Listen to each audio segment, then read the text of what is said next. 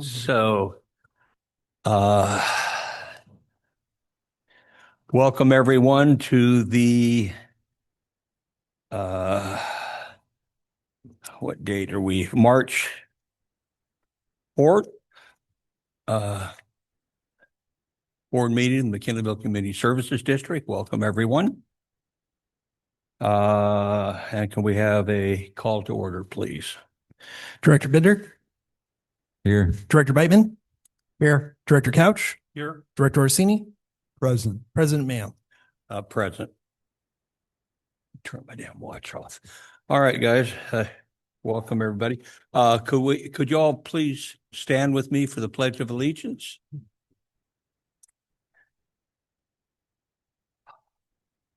And salute. I pledge allegiance to the flag of the United States of America and to the republic for which it stands, one nation, under God, indivisible, with liberty and justice for all. Thank you. Please be seated.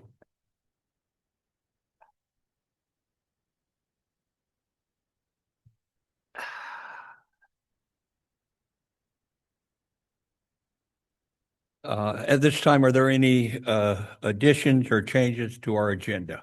We have no additions or changes to the agenda. Thank you.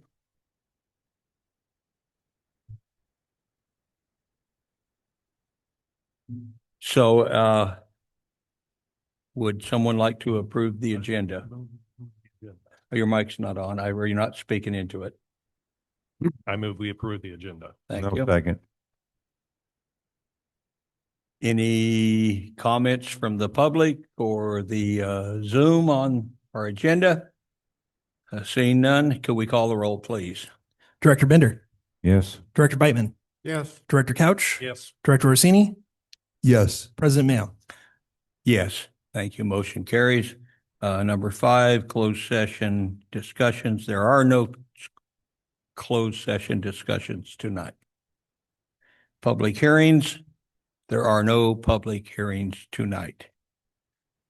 So at this time, we'll go to public comment and written communication. Anyone in the public who would like to make a comment to our board on relative items related to MCSD's purview, please come up and if not, then thank you. And I see none. So we'll move on to public. Matt, do we have a letter? That's the next agenda item, sir. If we want to go there, you can say go that, for it, Jim, go for if you like, whatever. So the next item sees public comment and written communication. And you want to make a comment on that, Director Bateman? No, I think it's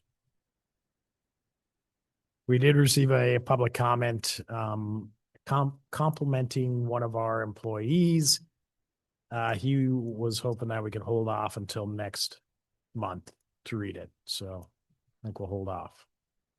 Oh, okay. So that's going to be brought up next month. Yes. Okay, thank you.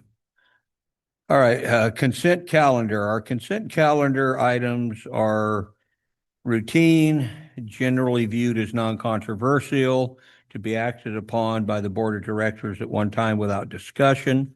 But if any board member of the community, or someone from Zoom would like to remove a consent calendar item, we can remove that item and then move on with the rest of the consent calendar. Do I see any? I was hoping we could remove number 10, and if there was a PowerPoint, can we watch it? Is that We don't have Uh, the PowerPoint. we don't have it? You know, it's in your board packet. Okay, well, Hey, guys, I can't hear y'all. Are your mics on or are you speaking into your mic? I wasn't. It's on. Well, I can't hear in that. I don't know whether the people up on the Zooms can, but I'm having a hard time hearing. Test, test, test, test, test, test, test, test. no, it's Test, is. test, It's Pat, I'm having a hard time hearing. test, test, test, test, test. It should have a PK at the bottom. Test, test, test. There you go. That's better for me anyway.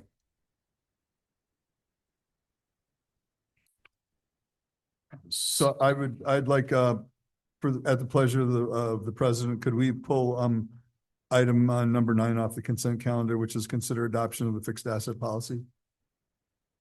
Certainly, I didn't hear what, 9 is what? Item number 9, which is Okay. consider adoption of the fixed asset policy. All right. And so, that being removed, any other items? So I was good with not pulling number 10. I would just, if we had a PowerPoint, I was going to have it showed so the public could see the money we're saving. But, So Dave, but it's not there. So so we don't need to. we can pull that. Well, we don't need to. We don't have the PowerPoint available to show the public. Is that something we want to move to a different agenda, Dave, or not? Or I'm fine with it. I just, we all right with that? Yeah. Okay. It's your pleasure. It's a pleasure of the board, or will I don't know, we could bring it back as a discussion item, but Director Couch, if you want to bring that back, yeah, please, I'd like to just so please, we can bring it back as an item. without objection, if you would bring that to the general manager's discretion, and you guys can bring it Yeah, back. so we'll table item 10 and All bring right, it very back good. next month. Very good. Thank you. All right. So we're not going to pass the agenda item. We're going to go to Director Orsini's question first. so we're gonna take item number 9? Yes. Yeah, let's do that first, and then we'll pass the agenda if we don't have anything else. With no objections from the board. Nope, that's your finance director, Samantha Howard will. All right, thank you. So McKinleyville Community Service District does not currently have a formal or complete fixed asset policy in place. Staff researched several similar special districts and reviewed the U.S. generally accepted accounting principles to establish the fixed asset policy, which is attachment 1. The fixed asset policy sets the capitalization threshold at 5,000 with a useful life of 12 months or more. This means that fixed assets with a purchase price of less than 5,000 or a useful life of less than 12 months will be expensed in the period acquired. This policy was reviewed and recommended for board approval by the Audit and Finance Committee in a meeting held on January 26th, 2026. If approved by the board, this policy will be reviewed every 3 years and resubmitted to the Audit and Finance Committee and then to the board for reacceptance. If there are no substantive changes, this policy can be renewed and approved every 3 years on the board's consent calendar. Staff recommends that the board review the information provided, discuss, take public comment, and approve the MCSD's fixed asset policy.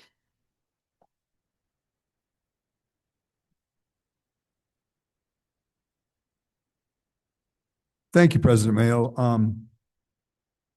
And thank you, Samantha.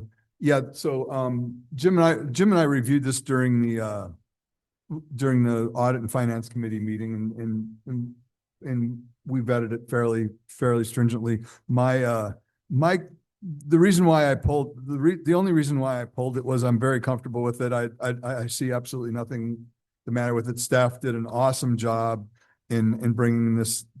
It was very well thought out, and it's appropriate for our agency to utilize this fixed asset policy.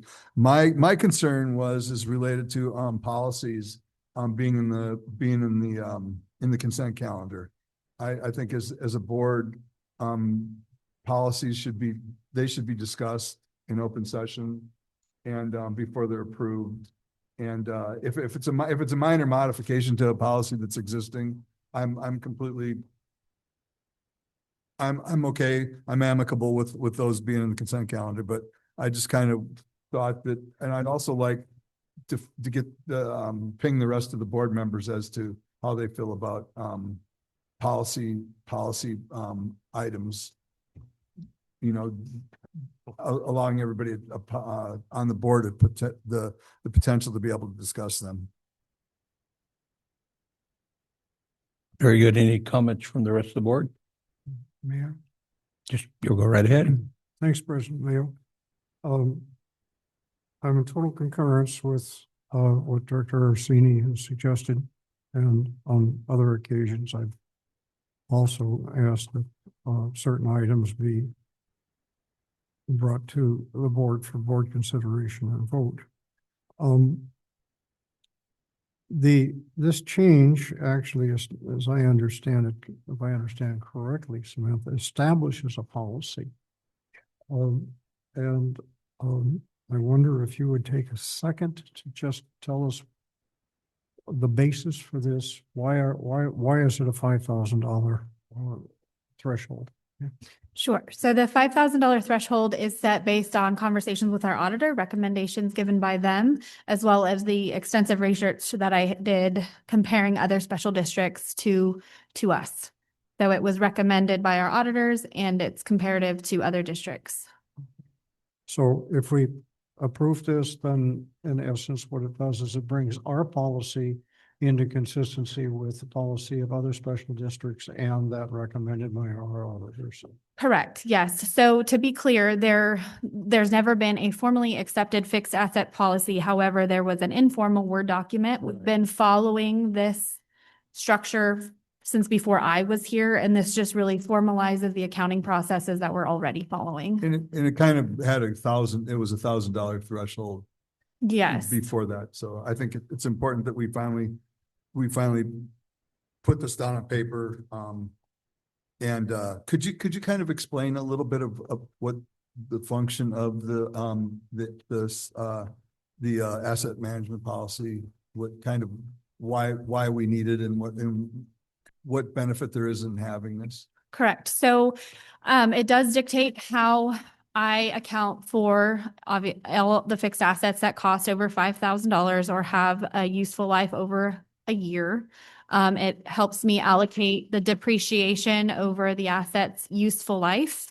For the operations department, the fixed asset budget is separate from the operating budget, whereas for Parks and Rec and Measure B, the fixed asset budget ties into the operations budget.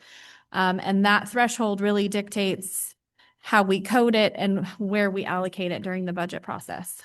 And it also gives us a framework for depreciation, our depreciation schedule. Absolutely, yes. There's a roll forward schedule, which was very, very, very large cleanup that we did in December.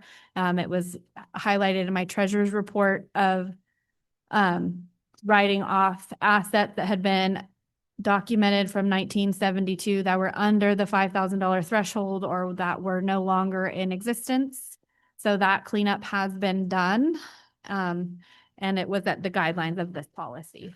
So, and if I'm correct, there were things that were on our asset policy that have been fully depreciated and we're still floating around. And so there was a lot of clutter in our list of assets, county Yes. assets. Yes, to clarify, we do not necessarily remove assets that have been fully depreciated. The key reason for getting rid of them off of our roll forward schedule is if they're no longer providing us value. So even if they're fully depreciated, but we're still using them, such as the parks pickups, they are still on the asset schedule. But if they are not providing value, like we had some software on there that hasn't been in existence for a decade or more. I can only imagine. Yeah, those were all removed. Great. Thank you very much for helping do some spring cleaning on our books. That is very much appreciated. That your attention to detail in helping streamline things like that. Thank you. Thank you, Director Orsini. Director Brightman, did you have something you wanted to add to that? No, just, No? just to say, echo the thank you to Samantha for the job that she's done in cleaning up and organizing the capital asset. Director Couch? Yeah, I was just going to ask, how many hours of staff time would you be saving by establishing the threshold at 5,000 rather than the informal 1,000 you've been using? You ask me that next year after I don't have the crazy books that I had last year. It was quite a bit to roll forward everything. So in essence, this is going to end up saving us money then over the long term. I think it's definitely going to save me time. Absolutely. For the audit process. Thank you. Yeah. Yeah, thank you for all that feedback. I know we have other processes where we have like $5,000 that you can spend automatically if you need to without anything. And I'm wondering if that had anything to do with the figure coming up of 5,000 or not. So I think you are referring to our procurement policy, our expenditure Correct. control policy, Correct. as they are related, but they're not related. No, So I realize they're not related, but I just was wondering Yeah. if just So that. that's really an accounting standard for the US generally accepted accounting principles. Thank you so much. Director Orsini had something else? to say? Yeah, I just, at the pleasure through the board chair, could we kind of, find out from the rest of the board, our policy something that the board would like to see brought back so that we can have discussion on them, or are you comfortable with them being in the, What's the- being in the consent calendar? Gotcha. What's the pleasure of the board? Back to the board, the more we know, the better. Yeah, I agree. Couch? Yeah. Bring them back. Nightman? Absolutely. All right. Can I Solid. get clarification? Yes, ma'am. So in my staff note for the fixed asset policy, as well as the investment policy that we did a few months back, it was approved that they would be brought back, this one every 3 years and the investment policy every year. Uh-huh. And if there's not major changes, those would be on the consent calendar. I just want to confirm that that is correct, or do you want those on the normal? I appreciate that clarification. I will go back to the board. And what is your pleasure? We want to pull them, we can.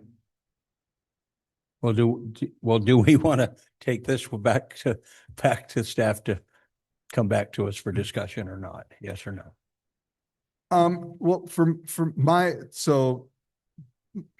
20% in this is, I think that is, if we've discussed them and it's sort of cemented in the board's psyche that these policies exist, I don't have an issue that when they come back for the review every 3 years or whatever that is, that they're on the consent calendar. The only thing that I could see that might not, or that might be a benefit, is if we bring them back and they're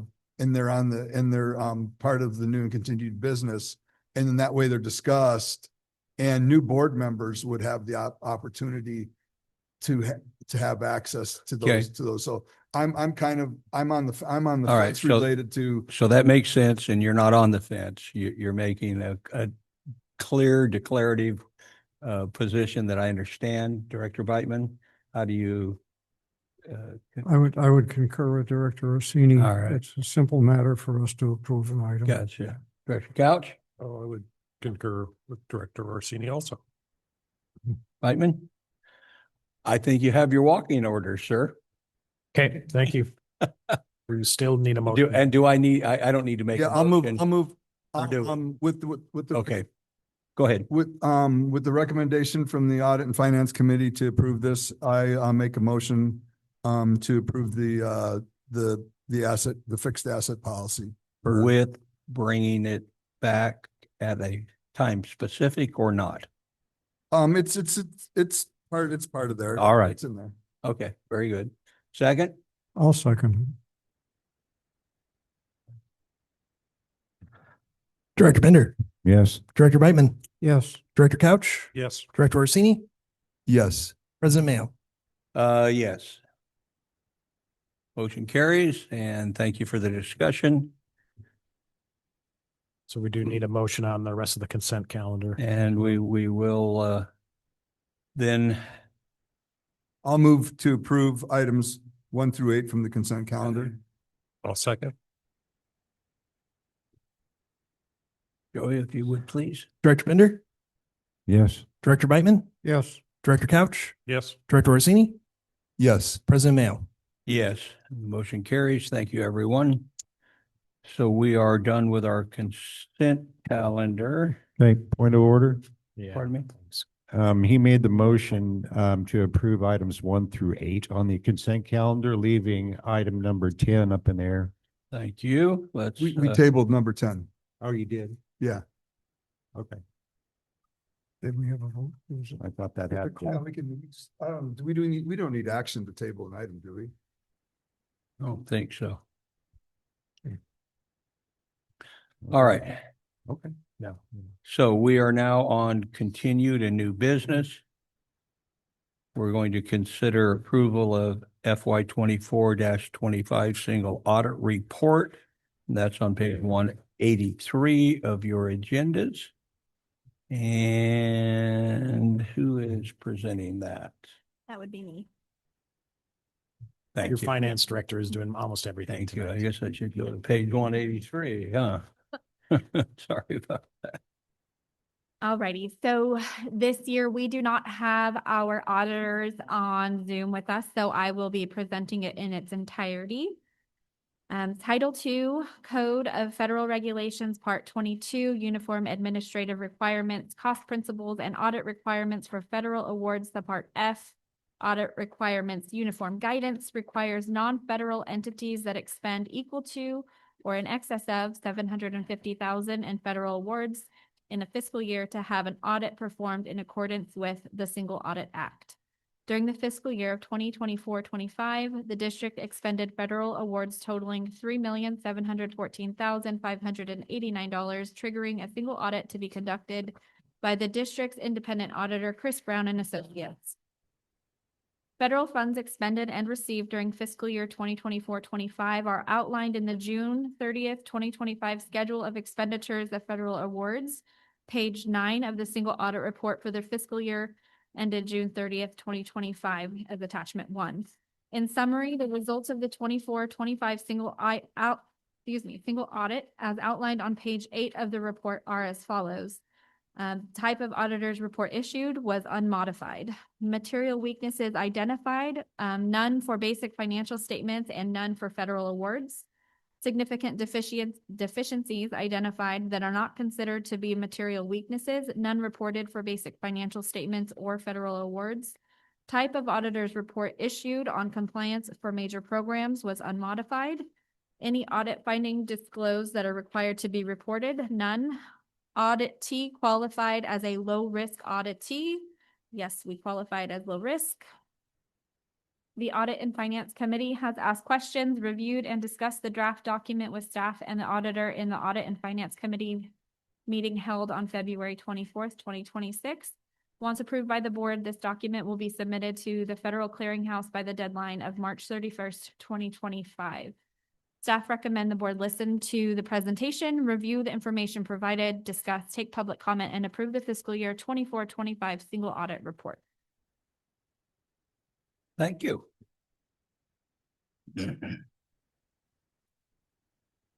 Any comments from the board? Just like to say that it's good to see that we qualified as a low-risk auditee once again. That is very good. David? Well, I'm just happy to see how much federal money we got. Have that too. Well, don't hold your breath, but let's keep our hands out. Director Beitman, any comments? Just one question, a small error, I think, that the deadline March 31st, 2026. 2026, not 25, yeah. 2020. Sorry about that. And the only other comment was that, which I thought was useful when presented to the committee, is this audit is principally a procedural audit to ensure that we're following all of the procedures and regulations required by our grants. And very simply, the auditor said, yeah, you're doing it well. Director Orsini? Yeah, the only, so Director Beitman and I, as part of the Audit and Finance Committee, reviewed this. We had got the presentation from the auditor. Much the same conversation that we had about the full audit, and the praise from the auditors related to staff's diligence on getting them the numbers and answering any questions they had. And the audit committee's recommendation is to approve the single audit for 2024-25. Thank you. Any comments on this from the audience? Any comments from anyone on our Zoom? Okay. And I Appreciate everybody's comments. I just had a kind of a oddball question. As you go through these things, and maybe even with this one, is there any kind of creeping up kind of issues that you see perhaps creeping in that we need to pre-think about, or you think things are going on the, There are no issues that come to mind. No, my biggest struggle is getting the contractors to obey the timing cutoffs for their Gotcha. invoices. So All right. that's the biggest challenge. All right. Well, thank you so much. All right. So we want to approve this. Yeah, I'll move item E1 per staff recommendation. And we have a second. I'll second. We have a motion and a second. And could we have the roll call, please? Director Bender, Yes. Director Bateman, Yes. Director Couch, Yes. Director Orsini, Yes. President Mayo. Yeah. Motion carries. Thank you so much. And let's see, where are we at here? Let me see. 199. Yeah, let me just look. Item E2 's Their audit. Item E2, page 1. So we're on item number 2, consider adoption of resolution 2026-07, 2026-08, and 2026-09, recognizing, honoring, and commending Chris Reed, Blake Stewart, and Drew Small for milestone years of service to the district. And right off the bat, I just want to say thank you, guys. That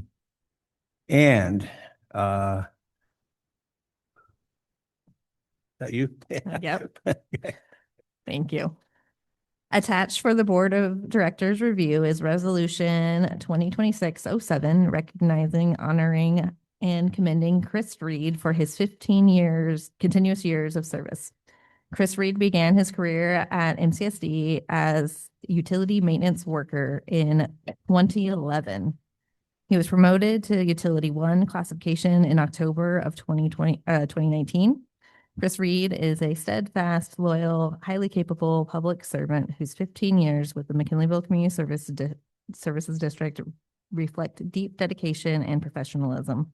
His character is defined by reliability, hands-on expertise, and a willingness to take on diverse responsibilities.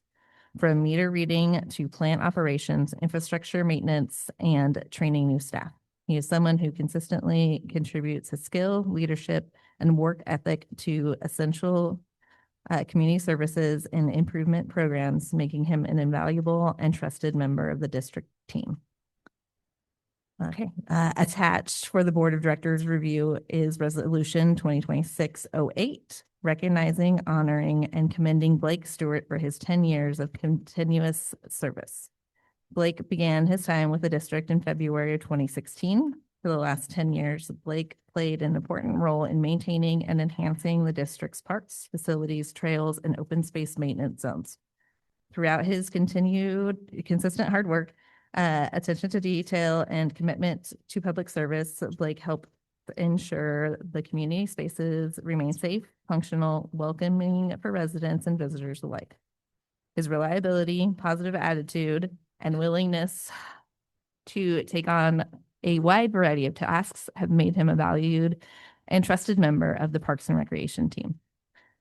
And attached for the Board of Directors review is Resolution 2026-09, recognizing, honoring, and commending Drew Small for his 10 years and continuous years, I can't read that word apparently, of service. Drew began his employment at the district in 2016. Drew quickly established himself as a valued employee and was voted the district's Employee of the Year within 4 years of being hired. Drew Small is a dedicated, skilled, and community-minded professional whose performance reflects both reliability and leadership. His loyalty, technical expertise, and willingness to take on important responsibilities is apparent in service as a treatment plant lead, shift supervisor, as well as a representative of the district in the North Coast section of California Water Environment Association. Drew is a highly valued is highly valued as a committed, knowledgeable, and service-driven individual who has made a meaningful and lasting impact on the district and the community it serves. Please join us in presenting Chris, Blake, and Drew with resolutions and longevity awards acknowledging their continued contributions to the McKinleyville Community Services District. Staff recommends that the Board of Directors consider adoption of resolutions 2026-07, 2026-08, and 2026-09, recognizing, honoring, and commending Chris Reed, Blake Stewart, and Drew Small for milestone years of service to the McKinleyville Community Services District. Do you want me to read the resolutions into the record? Do you want me to read the resolutions into the record? Sure. Yeah, go ahead. Okay, I'm gonna keep talking at you guys. Tag team, are you good? Do you want to do your two? Sure. Okay. So, I apologize. I apologize. I can't hear anything anybody's saying, so I'm sorry. They're going to read the resolutions into the record. Thank you. And who's going to do that? We're gonna tag team it. Resolution 2026-07, resolution recognizing, honoring, commending Chris Reed for serving McKinleyville Community Service District for 15 continuous years. Whereas Chris Reed, having faithfully served 15 years as an employee of McKinleyville Community Service District from 2011 to 2026. And whereas throughout his years of service, Chris has demonstrated unwavering loyalty and dedication. And whereas Chris lends his talents, experience, and leadership to the development of the service to the district, having served in a variety of positions, including meter reader, reclamation disposal, and treatment plant operator. And whereas Chris has assisted in new service installations, leak repairs, paving, station maintenance, and training new seasonal employees. And whereas Chris has assisted in several programs such as the annual fire hydrant inspection and exercise, valve inspection and exercise manhole inspections, and now therefore be resolved that the Board of Directors of McKinleyville Community Service District hereby confers upon Chris Reed his highest commendation for the dedicated service he has performed for the district and the community, and further marks his historic accomplishment as McKinleyville Community Service District's employee for 15 years.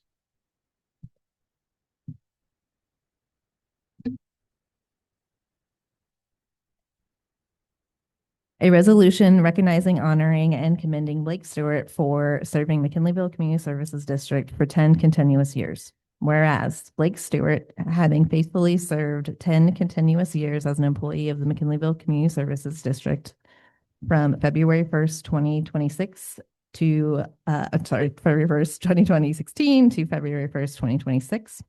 And whereas throughout his years of service, Blake has demonstrated commitment and dedication to the maintenance, care, and stewardship of the district's parks, facilities, trails, and open spaces. And whereas Blake is innovative, reliable, and resourceful while managing competing priorities and addressing the diverse maintenance need of district properties. And whereas Blake consistently performs his duties with professionalism and high-quality workmanship, contributing to the safety, cleanliness, and overall enjoyment of community spaces. And whereas Blake is a well-respected employee and coworker whose positive attitude and strong work ethic support the district's mission and daily operation. And whereas Blake lends his talents and experience to the betterment of the district, he has proven to be a valuable asset to the district and to the community of McKinleyville. Now, therefore, it be resolved that the Board of Directors of the McKinleyville Community Service District does hereby confer upon Blake Stewart its highest commendation for the dedicated service he has performed for the district and the community, and further marks his historic accomplishment as a McKinleyville Community Service employee for 10 years. Resolution 2026-09. I feel like we're at a graduation or something. We're just reading things off. A resolution recognizing, honoring, and commending Drew Small for serving McKinleyville Community Service District for 10 continuous years. Whereas Drew Small, having faithfully served 10 years as an employee of McKinleyville Community Services District from 2016 to 2026. Whereas throughout his years of service, Drew has demonstrated unwavering loyalty and dedication. Whereas Drew lends his talents, experience, and leadership to the development and service of the districts, having served in a variety of positions such as treatment plant lead shift supervisor, representative of the CWEA. Whereas Drew has led public tours of the district's wastewater treatment facilities and assisted in new service installations, leak repairs, paving, and station maintenance. And whereas Drew has assisted in several programs such as the annual fire hydrant inspections and exercise, valve inspections and exercise, and manhole inspections. Now therefore be resolved that the Board of Directors of McKinleyville Community Service District hereby confers upon Drew Small his highest commendation for the dedicated service he has performed for the district and the community, and further marks his historic accomplishment as McKinleyville Community Service District employee for 10 years. Thank you. Any board members? Let's start at this end, Director, Bender, would you care to say? Thank you, President Mayo. And congratulations to those receiving the awards tonight. And I do appreciate your service. I know that McKinleyville CSD is a great place to work, and you guys do too since you're here. And picking up this longevity awards. I remember when I picked up my first longevity award, I was over 30 years old. I didn't stay on jobs for very long, and it was quite an event for me. So enjoy your evening, enjoy your award, and thank you for your service. Thank you, Director. Director Couch? So I was gonna chime in and just thank you guys for your service. Great to see employees here. We get to be the board, but we would be nothing without the employees. You guys are really the whole thing in CST. So thank you very much. Yeah, I concur. Director Beitman? Yeah. Thank you is not enough. One of the things that I've recognized in a very long career working in different organizations is that the organizations themselves too seldom, and I mean too seldom, express the appreciation that they should be expressing to those people who do the work, who make the things happen, who carry the responsibility, who carry the load, who are the ones that are basically why the organization works and succeeds. And I am grateful that we have this opportunity to express gratitude and appreciation. And I hope you know that it's heartfelt and very, very important. So thank you all three of you for 10, 15 years of really good work supporting this organization. It's what makes it work. Thank you. Thank you, Director. Director Orsini? Thank you. Yeah, congratulations, you guys. I have proud to say that I helped get a couple of yous hired. I don't remember, Blake, if I sat in on yours or not. I don't think so. No. But anyway, Chris, I remember when you came in, your stick-to-itness and in your tenacity, and in working your way up to where you've gotten today. Thank you very much for what you've done for your rock steady and show up for work and put in an 8-hour day. And thank you very much for that. Blake, I know what you do for a living is not thanked all the time, and the weeds grow back. And the people don't seem like they really appreciate what you guys do a lot of times, but what you're doing is so important for our landscaping and things in our parks and stuff. So thank you very much for that. And Drew, I won't say anything about Drew, but Andrew,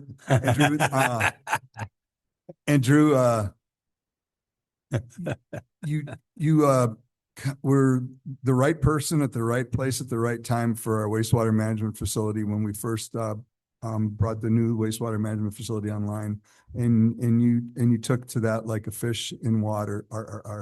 But you getting your certifications that you needed to get you to the place now where you're the shift supervisor down at the treatment plant. Thank you. Thank you very much. That's all I have for you three guys is thank you very much. I know it doesn't really, it's not enough for what you do for our community and how important it is, the dedication that the three of you have for us. But thank you very much for your service to the district. Oh, and another thing too, is I'm glad that you're here, Drew, because did you see that they finally found out a way that they could kill a tardigrade? They made they took and made soil that matched the constituents that are in Mars soil, and it was actually toxic. The only thing that they found that can kill a tardigrade. If you guys don't know what a tardigrade is, Google water bear when you get home and read about what an amazing creatures they are and how they're impervious to Damn near impervious to almost anything. Yeah. other than Mars soil. Kind of So like we a won't be- we won't golden. get tardigrades on Mars. But anyway, thank you very much, guys. Yeah, they're actually worse than the golden mussel, believe it or not. So I'm going to hold my comments until y'all might have, if anybody in the audience would like to make a comment on these three items, please step to the mic and give us your 2 cents worth. And if you don't want to do that, that's okay. And anybody online interested in making a comment here? And I see none. And so I'll make my brief comments. Guys, I want to thank you and concur with what all the rest of the board said. And, I get a lot of feedback from a lot of you in different ways, but I really got kind of a little pulse on what y'all are up to. And what's really, really cool, and I've worked with a lot of different outfits, good ones and really bad ones. And the worst thing that can happen in an organization is the old saying, one rotten apple spoils the bunch. And you guys just don't do that. You come to work, you have your personal issues and problems, and you just don't let that affect the work that you do at the district. You get along, you handle your interpersonal issues amongst yourselves, and you do the work stellar that we need you to do. And I'm just really proud of y'all. So thank you. And with that, I would ask for a motion. How about staff? Oh, We can and give staff, a I chance. apologize. If staff would like to comment on that, I apologize, you guys. Please weigh in. I am going to weigh in. It's good to hear the board recognize that this district would be nothing without our employees. And you three very much epitomize what our employees are all about. And you don't hear this at other districts, cities, et cetera, 10, 15 years of people sticking around. And I thank you guys for that. I think it is a testament to the type of community, family that you've created here. So thank you guys very much. Yeah, absolutely. Yeah. Ditto to everything that Pat said. And we'll see you all of you back in here in 5 years.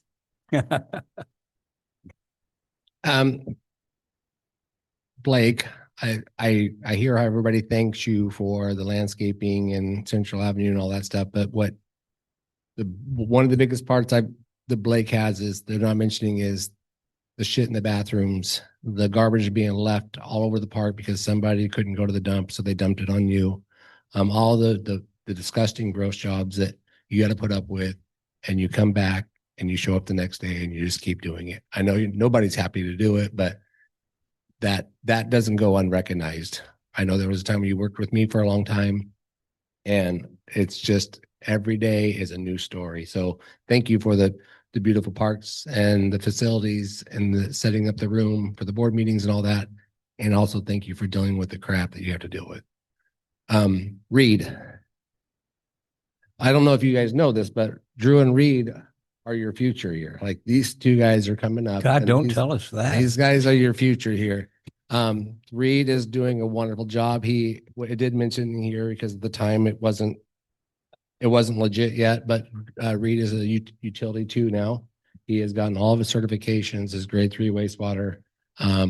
He's crushing it, and he wants more. And we will be handing Reed some more responsibilities with industrial discharge permitting. So Reed, super proud of you. Glad to be working with you. Good job. Drew Small, you can't feed him enough. The guy wants more, more. And if you stop feeding him, he thinks there's a problem. I've been training Drew. Yeah. He's constantly like, Is I it want food or tasks? tasks. He's not our food guy. That guy's not here. That's our GIS guy. He eats a lot. Drew, however, he got his grade 5 wastewater. Both of these guys have their distributions and water treatment also. Everybody's cross certified, but Drew can never get enough. And we actually sat down, the annual report that's in this board packet. Drew actually sat down and did majority of the work with my oversight and me going back and forth over it and training him. And then Drew then wrote SOPs along with it on doing that report. Drew wants more of that stuff. And so he's eager to get more. We're feeding him more so that we keep him busy. Drew and does a great job in the field and everything else. But both these two, I have it on paper when they plan on retiring. They're going to be here for a while. We'll be seeing these guys for, 25, 30-year longevities. Thank you both. And you, Blake. Thank you so much. Yes, ma'am. Thank you all. So being a newbie, I will be retiring with you. So I look forward to that. Congratulations. My turn. Each one of these guys is an office dweller I have ran to on multiple occasions because I have questions about things out in the field that help me get my job done, and they never hesitate to explain things to me or to help me, and they're always kind and friendly when I ask seemingly silly questions. So they're a pleasure to work with, and it's just an honor, guys. Thank you. Congratulations. Thank you. We all good? I think all good, except Chris Reed too is our official bullfrog inspector too. So if you ever need to inspect for bullfrogs, just ask Chris. Okay. So All we have to do is teach them how to fry them. I'll teach you how to fry them, brother. I guarantee you. For years and years and years here, on our creeks, we used to have big frogs. We used to frog gig and get big frogs. We don't have that anymore. And I don't know the answer for all of that, but Because the environmentalists kill all the bullfrogs. yeah, I think you're right. Well, actually, one thing that happened when McKinleyville High School was built and they put the water system in, it was a big well at the very southeast corner of the property, and they poisoned the creek all the way up to the head. And we had fish like that and perch because when the tide would come in, the perch would come in and they couldn't get out. But anyway, it sure changed. I just wanted to make a comment to you guys that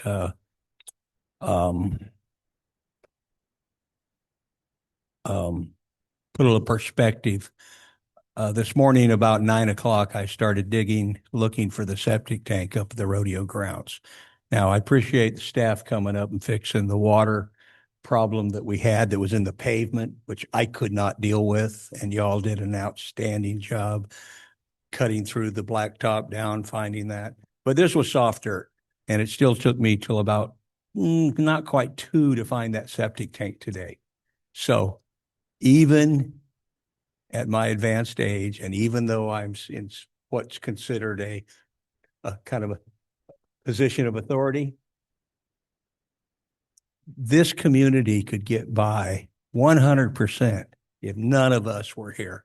If it wasn't for the BS of politics, we don't even need to be here. We could not get by without y'all. You all do the work. You all get it done. And I just want to let you know that I have that understanding of what's going on here. And I hope that we work as hard for you and you appreciate us as much as we appreciate you. So with that, do we have some photographic to do? Can we, we'll take care of the business and then we can. Want to do that? Yeah, I'll move E2 per staff recommendation. Well, there's three of them, isn't there, Greg? All three of them at once? Yeah, all three of them in one. Okay. And that is Because okay with, that's the staff recommendation is. okay, to good approve deal. All three of them. And a second? I'll second. Joey, if you call the roll, please.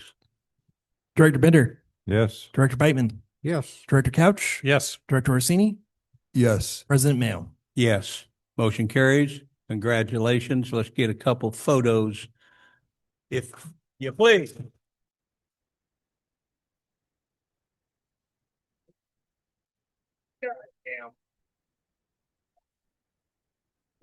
Get a lift here.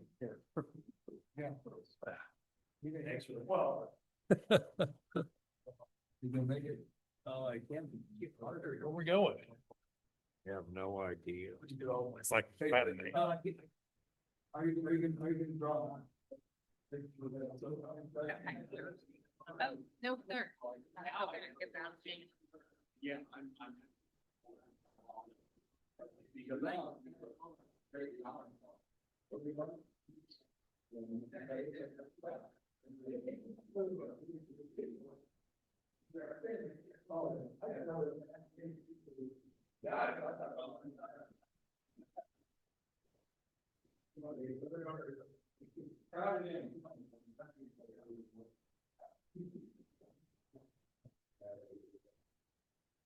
We have, memorial.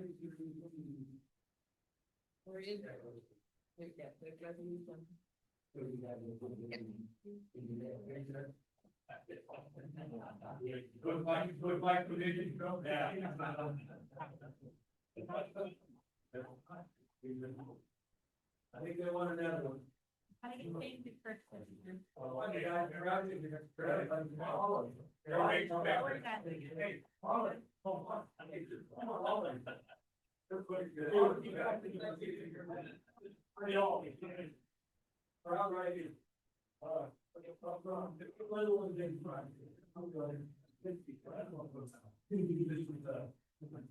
Family operation.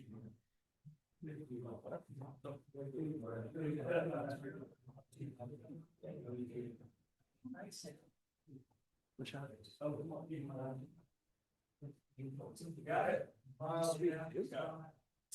I like that bridge on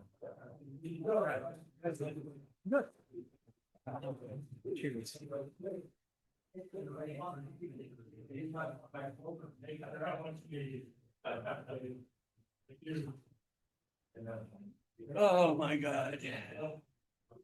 Well. That's kind of nice. Some fun stuff's good for a change. Oh, you're welcome. Thank you.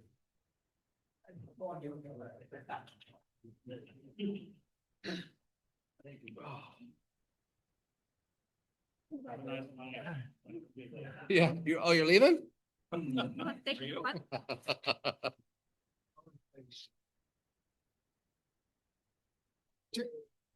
James, by the time you started working for the district, we had the Parks and Rec crew.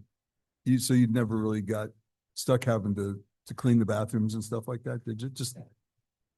Yeah, just Hiller. We did Hiller. Yeah, we did Hiller. Yeah, that was. We're going to take about a minute, 30 seconds or something here to let That was direct. one of the worst things I ever had. Oh, to he's do just is- going for coffee. we That's didn't all right. Have a Parks and Rec department when. Greg, Huh? we're going to go ahead on, if you don't mind, with item Okay. 3.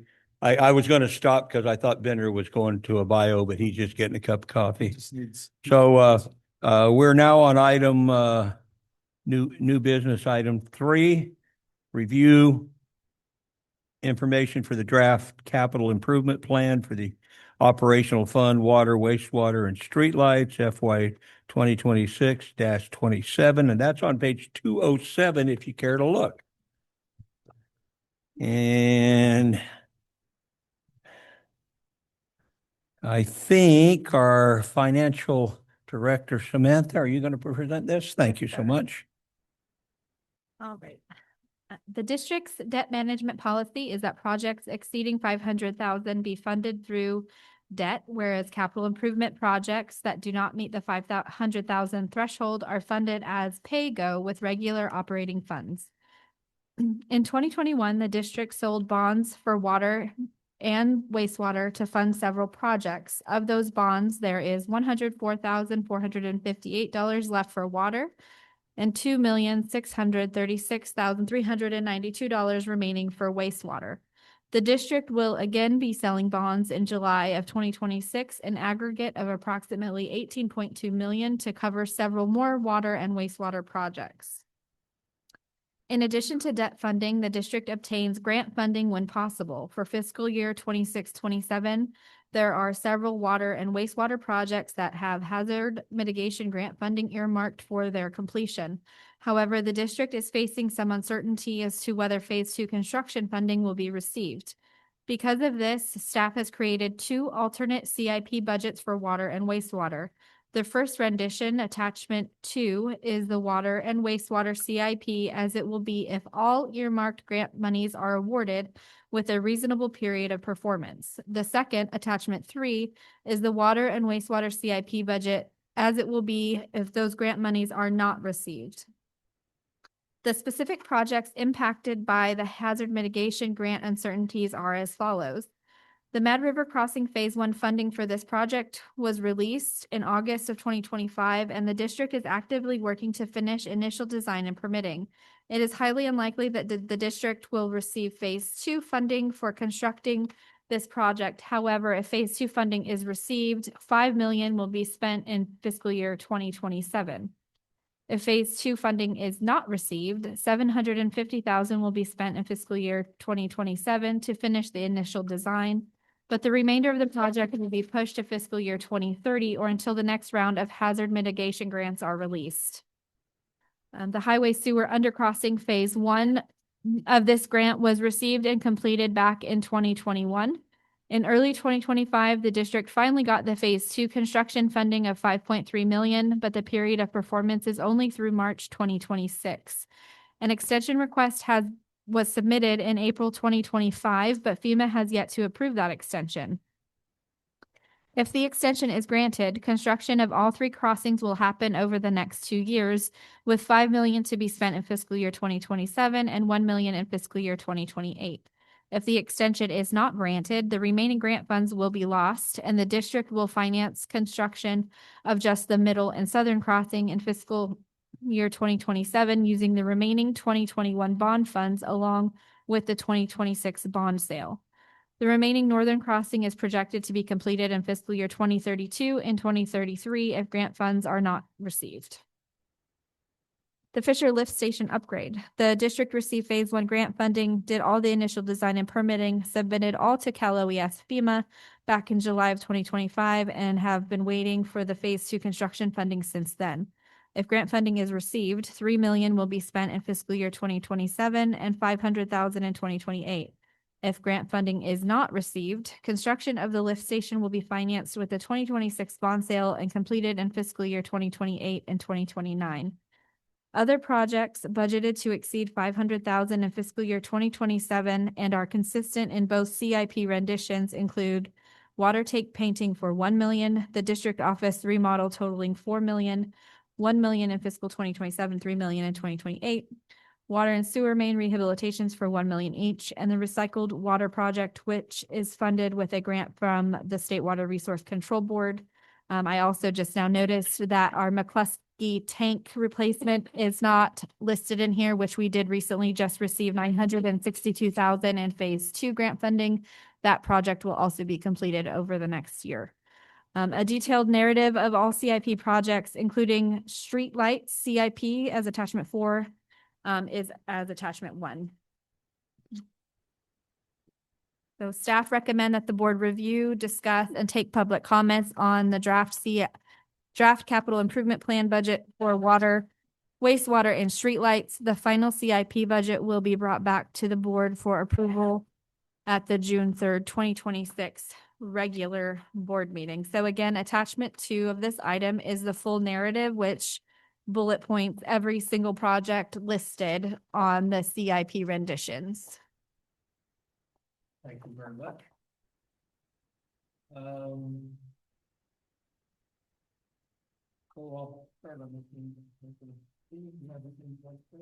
Sure, thank you. Yeah, so, we find ourselves in a fairly, I don't know, the precarious is the right term, but in a very untenable situation related to the unknowns related to all these these projects that we started with the assumption that we were going to get grant funds for them. And now we don't know. I think that as we work through this process, and so if we go with what is it, scenario number 2? I think is that what is the scenario number 2? And that'll kind of cut back on the amount of projects that we're going to take. Were those projects included when we did our rate study? All of these projects were included when we did our rate study. Yeah. But were they grant funded, or were they going to be paid in total out of operating funds? So the way we do our CIP, typically it shows the total cost of the grant, and then the grant funding is down below. So they were included in the calculations of the rate study. So the grants were included in the rates. No, the total project cost was The total included in project the rate. cost is in the rates, but the grant funding wasn't. Okay. All right, very good. Thank you very much. And so one of the recommendations that I have is if we do have an issue with the rates, or I mean with the grants falling through and us not getting the grants, that the water main project and the sewer under crossings, that we would consider kind of swapping out the rehab work that we're going to do and use these in place of the rehab work, so that like if we spend 3 million, 2 million to get across the freeway, that we would defer that money from the mainline rehab and spend it there, and then extend our schedule on rehabbing the pipe until, so that there's not as big of an impact in our budget. Yeah, and same with the water main crossing. Yeah, the in water Mad main River. crossing. Yeah. So if we're gonna move ahead with the water main crossing, that the 5 million that it's gonna cost, that would be, that we would defer some of the underground work, the rehab work on the water system, on the distribution system, to get that done, or even a portion of it. We don't have to like defer $5 million worth of rehab work, but kind of something that staff is comfortable with. That way we're not taking such a gigantic hit, because we did assume that we were going to get grant funding to do these projects.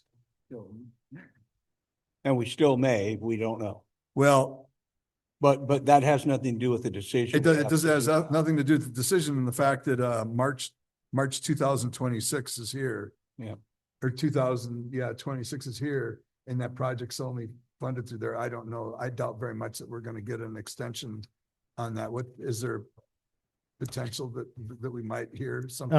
Yeah, so that's the highway sewer crossing project. Yeah. We talked to Callaway last week, and she was saying, yeah, you're going to have to assume on March 22nd that you submit your final reimbursement request and call it good. So I also kind of doubt we're going to get that extension. Okay. And, Very good. and unfortunately, we're gonna see this on all of these items that,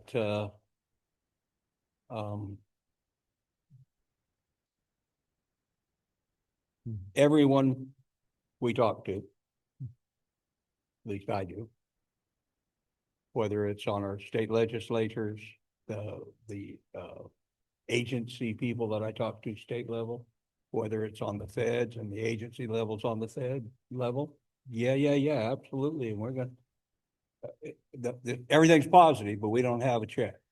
So, I'm hopeful. I think we're all hopeful, but at this point in time, I believe what Director Orsini said is we just have to hone down and decide which of these we're gonna bite the bullet on and do. Yeah, So- and the main concern I have is that the condition that we're in right now is not gonna be, it's not gonna be in perpetuity. So I'd hate to do projects that there's a potential that we're gonna be able to, that are gonna, that have qualified for grant funding before and they'll qualify for grant funding again, if I had to guess. Right. I'd hate to do those projects, but then again, we don't want to get ourselves in a situation to where we're deferring maintenance and we end up with infrastructure Right. that.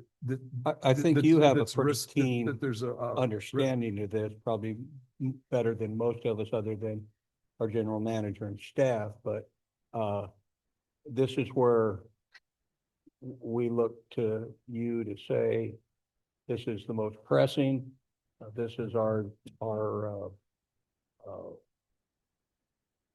opinion on what we need to do and where we need to go, and that's what, just down to the nubbin, that's, I think, where we're at, and that's all we need to hear. Yeah, and that's why we developed the scenario two. If we don't get any of this grant funding, that's what staff is thinking. Yeah, How and- far we're gonna push. And the I'm project out. sure, I apologize for interrupting, but I'm sure you also are thinking in terms of, like Director Orsini said, which of these are the most pertinent to do, and yet which ones then maybe we can hold back on that would be better for the funding coming in.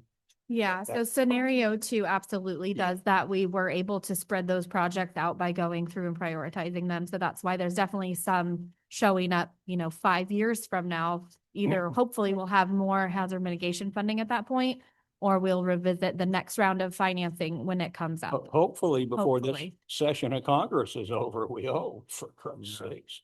Yeah, so we Yeah. definitely spread it. Yeah, and so anyway, just a couple more points and then and Please. so, and then Take your time. Take your time. one thing that I definitely wanted to touch on is thank you very much to staff for coming up with these two different scenarios and thinking this through and being very strategic about the way that you did it. I very much as a board member appreciate that. And then, one last thing, and then I'll pass on the microphone, and that's related to the McCluskey job, the McCluskey tank project. Those are usually 75-25 grants. How did we only end up, if it's a $3 million job, how did we only end up getting, $1.1 million? That's the problem with all these grants that, we turned in that grant when 2018, something like that. It's just inflation. Yeah. Okay. No, the governor gave it to some nonprofit. No, I'm just being a smart ass. So anyway, but there is a potential that if things start flying right, that there's a potential that we could get that number bumped a little bit or. Yeah, we talked to Cal OES on that one as well last week when we were talking to Cal. Yes, and James brought up the point of, hey, with all of these grants that are not getting approved or getting approved with no time to do them, and people saying, okay, well, we can't do this, so here's your money back. Is there going to be a possibility for additional funding for Right. the Yeah. McCluskey? And she said, yeah, you should submit on that. And so staff is working on submitting. It on would that. seem that the fact that these have been approved and funded, but we didn't get the money, would make them percolate up on the queue, but that's not the truth Yeah. either. Well, and the thing about it is the fucking money is somewhere Yeah. because every time that there's a natural disaster, a certain amount of money gets allocated. That money is how we get those hazard mitigation grants. So that money's been spent, it's sitting somewhere. And it's just because of what's going on in Washington right now that that the ball's being dropped. And I guarantee you, which I will do in my report later, everyone heard about that, left, right, and independent. And the only independent was Mr. Fetterman, who I talked to. And they all get it, but we still don't have the bill. Yeah. So, And thank you, Dennis. That's all I have. so, all right. Thank you for your comments, Director Bender, any comments on that? Well, I'd just like to thank Ms. Howard for the way that she lined out the two different scenarios, examining them side by side made very good sense to me. So thank you for that. Thank you, Director Couch. Oh, nothing to add. Nothing to add, Director Beitman? Yeah, just one small thing. I want to give the other members of the board and staff the assurance that how do I say? As we deal with the uncertainty of this, that it's going to be a live issue with the Audit and Finance Committee to work hand in hand with the members of the staff in developing real workable scenarios and appreciating that the workable scenario of today may not be the workable scenario of tomorrow. And I just want to give the assurance that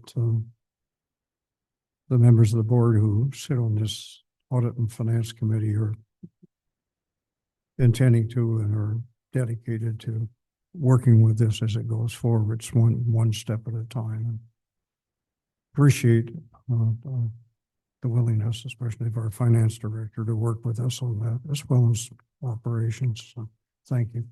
Thank you, Director Beitman. The only question I have is this is being brought back June the 3rd. Is that the right time? Do you need it to come back sooner or not, or?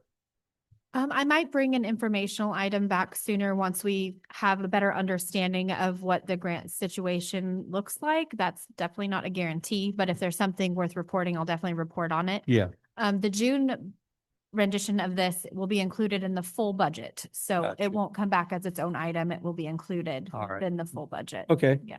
Well, thank you. Go ahead, Greg. And so, will we see either one scenario or the other and when we approve the budget, or will both scenarios be in the budget?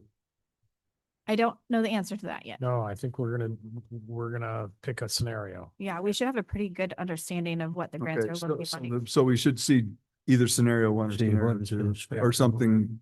Or scenario 3. So that's 90 days. We may have a Thank you. really different set of circumstances, we Yep. hope. Yeah. It was really nice to get the McCluskey grant. That was something I think we were not expecting. So just a hoping, right, that we'll get the Good rest of deal. them.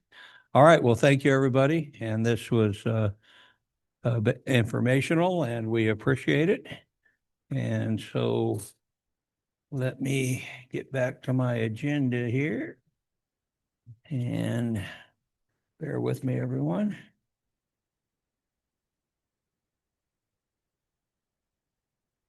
And I think we're on item 4. Is that correct? Report Special District Leadership Foundation, District of Distinction Award levels and requirements. And that's on page 229 of the agenda, if anybody cares to look at that. And 227, yes, sir. And Joey, Board Secretary, will report that. Thank you, President Mayo. The Special District Leadership Foundation has created the District of Distinction accreditation as a way for districts to highlight their prudent fiscal practices, along with other areas important to effectively operate and govern a special district. Additionally, Special District Risk Management Authority offers credit incentive points for the accreditation, providing significant premium discounts. The District of Distinction accreditation is renewed every 3 years. This award highlights the hard work of MCSD's board and staff. There are 4 levels to the award as laid out in attachment 1. In 2025, the district received silver level. For the district to achieve gold level, all 5 directors must hold a certificate in special district governance, which can be attained by the completion of Special District Leadership Academy core curriculum plus 10 hours of other related continuing education. Currently, 4 out of 5 directors meet this requirement. For the district to achieve platinum level, the general manager would be required to attain certified special district manager designation by completing core requirements of experience, education, professional development courses, an exam, and community service. Staff contacted SDLF and confirmed that other than status and additional training of our board and general manager, no additional benefits to the district would come with the upper levels of the award. It should be noted that the district achieving the silver level award this past cycle was an accomplishment to be proud of. Not only were the requirements for the District of Distinction application, attachment 2, met, but the requirements of the District Transparency Certificate of Excellent application, attachment 3, were also met as a prerequisite for the District of Distinction designation. Staff recommends the board review the information provided, take public comment, and consider a strategy to prepare for the next award cycle in 2028.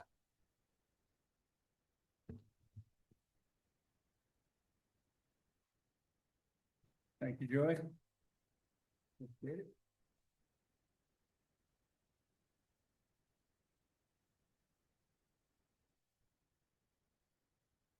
So any comments from the board on this? Director Boughton. In discussing this matter with our board secretary, Joy Blaine, it's become clear that 4 out of the 5 directors meet the requirement, 1 out of the 5 does not, and I'm the one that does not. And Joy and I've had a discussion, and Joy has agreed to give me the guidance and assistance necessary so that we have 5 out of 5 directors who meet that requirement. Great, thank you, Director. Director Orsini? Yeah, so can you get that online, or do you have to, it's like a 2.5 day, it's a 2.5 day thing. Yeah, I'm researching that. They have 3 of them now. They have 3 of them now. One is in the North State. Last Yeah. year they held a Special District Leadership Academy in Reading. It was in Reading, yeah. So I'm hoping that they offer that again. I'm looking in to see if they offer online. Yeah, That would be and more that was gonna be convenient. my other thing. Can you do it online? Yeah. But I mean, the benefit of doing it in person, the networking and that you get when you do it in person was, I did it while I was GM, and it was very enlightening for me to do it. It's a fantastic program. Yeah, it is. It's fantastic. Right.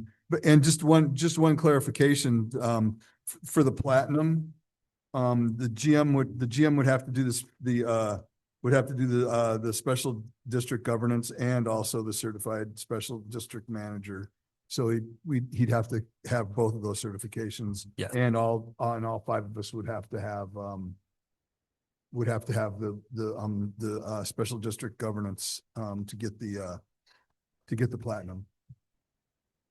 So 4 of us have that already. Yes. Yeah. And the 5th, and I think we had, and not to dissuade the possibility of all of this moving forward, but I thought that we had kind of vetted the benefit ratio out to us, that platinum wasn't going to be as beneficial as I thought it was going to be in terms of what it would do for us, that our status right now was providing pretty much everything we wanted. I don't know the complete answer to that. That's a statement question. Yeah, as far as the financial incentives, which is for the risk management lower rate, that does come with the silver level, and we have attained that. Yeah. Yeah. Yeah, anything other than this is more bragging rights than anything. And also status for our district. I'm totally fine with doing it if you all decide that's the way we want to go. So I'm open, and Yeah, I think Pat's the one that would have the biggest lift in getting it done, though I think that Pat could probably pass the certified special district manager. He could probably pass that test. It takes about 3 hours to take that test, so you could probably pass it right now with. Yeah, and I guess is the question too, I jump through this hoop and then I retire. So the district, do you want me to be chasing down this stuff or building tanks? and that's a valid point. That's a valid point. And if this designation meant significant value to us in terms of our rate reductions and our insurance and one thing and another, I would say yes. And at this point, again, I say I'm ambivalent, and I would leave that up to, I guess I'd leave that up to you to kind of pursue and restate what you said. You want me to be doing, And I- doing other stuff or, Yeah. and we'll just leave it at Yeah, that. yeah, I concur. And plus it's, Pat's, you know, if Pat feels that his efforts better placed in different things, I completely concur with that. But Pat, general managers do more than just build tanks. Yeah, that's true. And should we be considering legacy decisions here pretty quick or what? You know what, I think if we can get all five of us and get a gold, I think that's great. I think as far as the knowledge that getting the special district's governance certificate does for you related to your ability to be able to function on the board, I think that there's great value in that. It might not make any difference related to getting credits for our risk management, for our liability insurance and stuff like that, but it definitely helps you. It helps you govern. Right. And one of the best things that I learned when I went to that was, man, we got it pretty easy here because I sat at the table with some pretty jacked up districts the general managers were running amok or their board members were running amok. And Every election. We hear Yeah. about it every con. so that was like, I was like, man, we got it pretty damn easy up Yeah, here. every election, there's a new general manager. Yeah. That ain't a good thing. Anyway, That We ain't a do. good thing. Actually, my opinion is that every new board member of the MCSD, as soon as they come on, Should do. that. should take Yep. the course, I agree. purely for the finance section. That was so eye-opening and that helped me out so much. Yep. And it's a whole day, by the way. All right. Out of the three. Any staff comments? Any public comments? Anybody on Zoom, Marino? Seeing none, thank you for that I presentation. had a question for Joey. Those of us who already have a certificate, do we have to ever do anything to renew it or are we good? No, you guys are Good forever. Yeah, It's a you guys are good. certificate. Thank you. Thank you, guys. the only thing is you have to have so many hours every so often, don't you? Isn't there a? No, Not if you have the certificate in governance that sets you for life. Oh, that's it. Okay. No. That's what I understood, so. If those 10 extra hours are just a one-time thing. Okay. All right, so we're going to move on to item number 5. Consider joining Aqua Association of California Water Agencies Coalition supporting Aqua-sponsored Senate Bill 1153 and Assembly Bill 2180. And I thank you for putting that on the agenda because I don't have a fixed opinion on this. I do understand a couple different sides of this. And so I was happy that we brought it to the board for discussion. And so, are you going to read this for us, Joy? Yeah, thank you. Thank you, President Mayo. Aqua is urging members to join a coalition to support Aqua-sponsored SB 1153, Attachment 1, authored by Senator Anna Caballero, which would clarify the limited role of public water systems during wildfires while strengthening emergency preparedness in high-risk areas. Aqua states that the public water systems are designed and constructed to provide safe, reliable drinking water, not to serve as wildfire defense or suppression systems. While water agencies often aid firefighting efforts, it would be physically impractical and financially infeasible to design water systems to function as wildfire suppression infrastructure. Specifically, the bill would establish limitations of water supply or water pressure during a wildfire are not a substantial cause of wildfire damages, clarify that wildfire spread is not an inherent risk of design, construction, or maintenance of a public water system, make key findings and declarations regarding the role and limitations of public water systems in responding to wildfires, and require urban retail water suppliers serving high or very high fire hazard severity zones to include wildfire-specific response procedures in their emergency response plans beginning January 1st, 2020. Aqua affirms that by improving wildfire planning and resilience while recognizing the physical and financial limits of water infrastructure, SB 1153 helps protect ratepayers, supports emergency response, and ensures the long-term reliability of California's drinking water systems. Aqua is also urging members to join a coalition to support AB 2180, Attachment 2, which would clarify how water agencies comply with Proposition 218 when setting water rates. This clarification would provide predictability for agencies, support California's water use conservation goals, and help minimize unnecessary legal disputes over water rates. Aqua states that recent appellate court decisions have created uncertainty about how agents must demonstrate proportionality, particularly for tiered rates. AB 2180, authored by Assemblymember Chris Ward, would codify the framework established in Dreyer versus LADWP and affirm that costs related to water supplies, infrastructure, and system-wide peak demand may be allocated using reasonable methodologies without tracing specific water sources to individual parcels. Agencies may use any reasonable method supported by existing or projected data to allocate service costs. Agencies are not required to determine the exact cost of service for each parcel, and uniform and tiered rate structures are permissible when based on reasonable cost allocation principles. Aqua affirms that providing this clarification will help agencies confidently develop constitutionally sound rates while continuing to deliver safe and reliable water service to their communities. Staff recommends that the board review the information provided and consider authorizing the general manager to sign on to join the Aqua Coalition supporting Aqua-sponsored SB 1153 and or AB 2180. So much. Thank you so much. And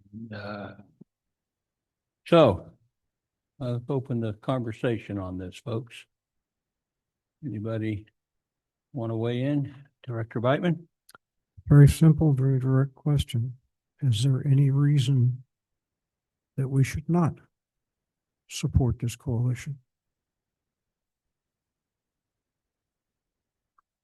I'll jump in on that. So for SB 1153, the wildfire one, it definitely it's a LA driven Senate bill, definitely due to the Malibu fires, et cetera. It would create a little bit more work for us. I'm with President Mayo. I'm not convinced that we want to support that one. The Senate Bill 2180, absolutely, we should support. That has definitely been an issue with the Prop 218 in tiered rates, and there has been legal challenges to people establishing different rates and calculating reasonable different rates and still getting sued. So I would say there's no reason we should not support 2180. I'm not convinced we should support 1153. Thank you for that. I guess I flipped the Senate and Assembly bills around too. It's Assembly Bill 2180 and Senate Bill 1150. Okay. Question about your potential lack of support on 1153 is this stemmed from the inclusion of the wildfire specific response procedures or the going forward? Because right now in our district, we don't have anything in the state responsibility area that's rated anything other than moderate in our district. Is that correct? I don't know what the rating of the community forest is. Or will be. It's in the state area. Yeah, State response. currently it's moderate. It is. I checked the website today.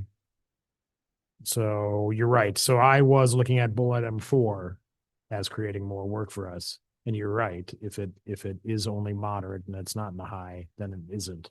All right, don't that's have why to- I said today, I'm thinking in the future Yeah. though, could there be a chance that CAL FIRE could upgrade any of the property on our district in the state responsibility area to high?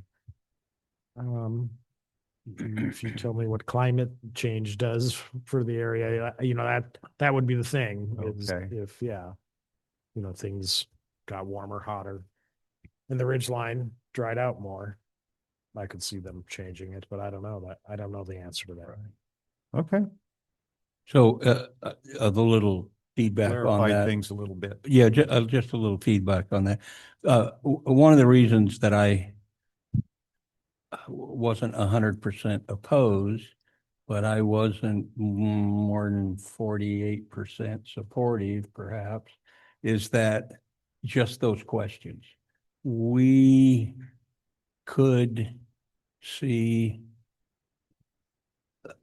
the language is a little squishy to me. And it could change over time pretty radically. I'll give you an odd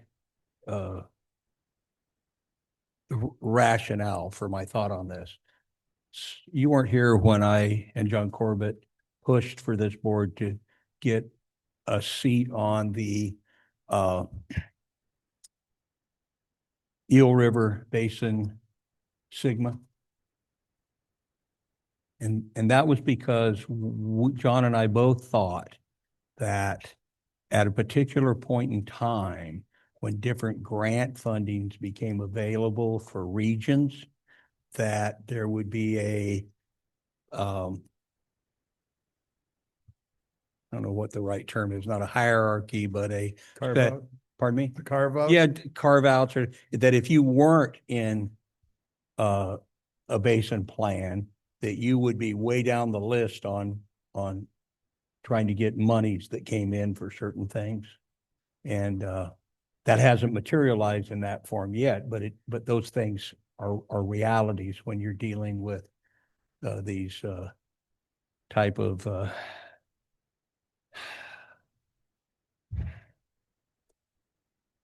non-elected mandated things from agencies. And so I have concerns about it. And that was my concern with this particular, not that I don't understand what the thought is, but I would be concerned. So our district might want to actually provide that water for a wildfire, especially in our community forest. There may be preclusions in other grant processes and our tanks and our different things that we go about that would be in jeopardy if we in fact didn't go along with this. Those are big speculations, okay? I'm not saying it is or it isn't. I'm just saying, having done this a long time, I am pretty wary of open-ended kind of things. Okay, so I agree with the general manager. Personally, I'm not going to support 1153, but I am going to support 2180.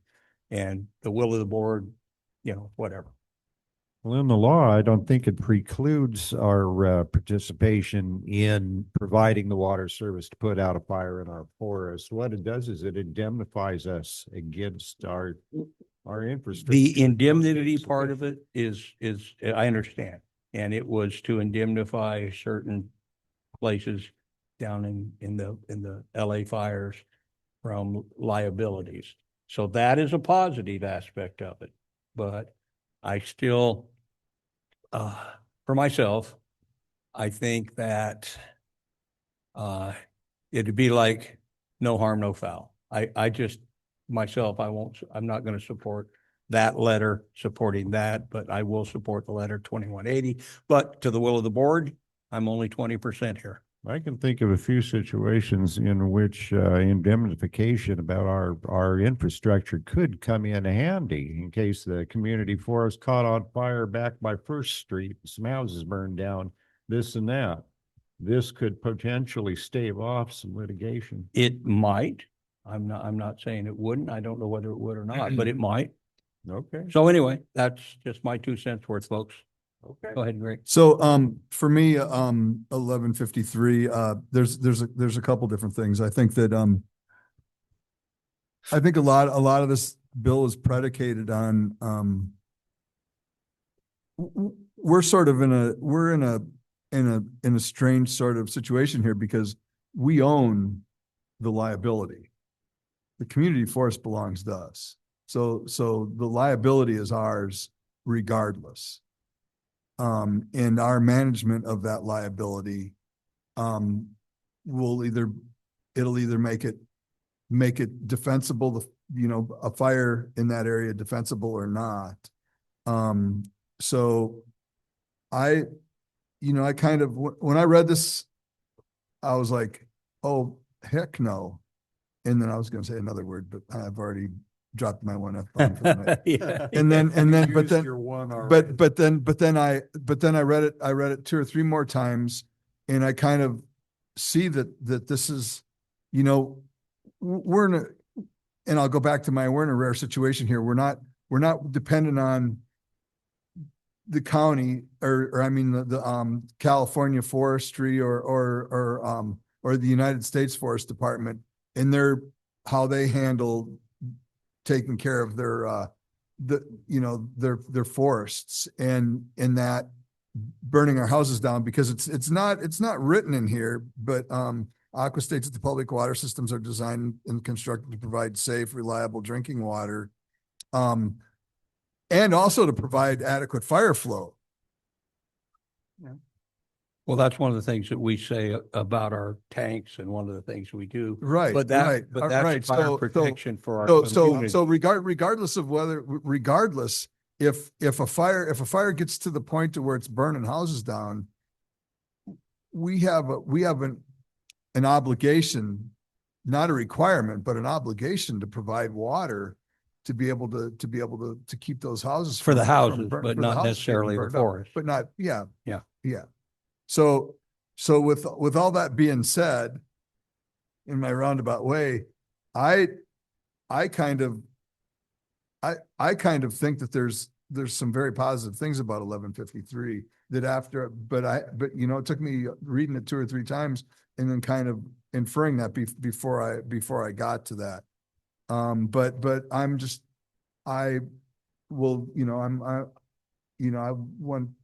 I'm interested to know what the rest of the board thinks and Right. how that works out with the rest of the board. Now, when it comes to 2180, this is pretty important for us. These tiered rates, it's already been tested. There's case law that protects us to be able to tier our rate system. It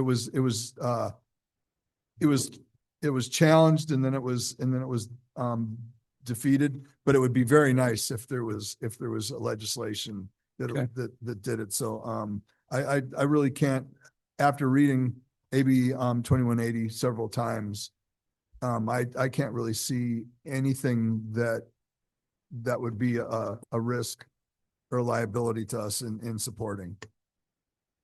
Thank you. Thank you, Greg. Director Beitman, any comments?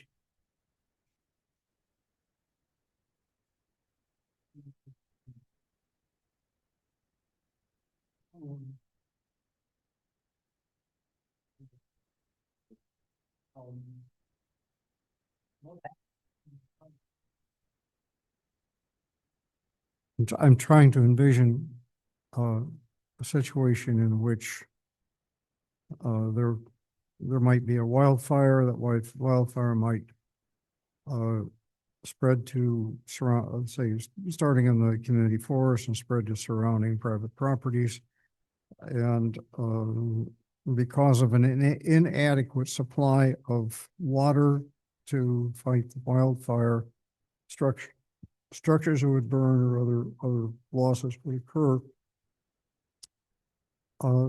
leaving us in a position that in a subsequent lawsuit to recover damages, we would be exposed to the liability on that, simply by virtue of the fact that our system did not provide a sufficient quantity or flow of water to fight the wildfire. And I look at this and say, well, what this basically says is that municipal water systems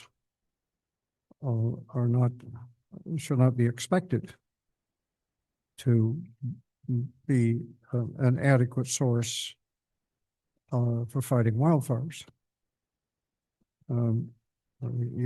That's that to me seems sensible. I don't know if there's any court or any case situation that would say that water, that municipal water systems should be designed and should be held culpable in the event that there was not an adequate water supply for fighting the wildfire. And Pat, I'm not sure of what this, if Senate Bill 1153 passes, what then that opens us up to have to do to conform that we don't already do. Does it require us to build scenarios, determine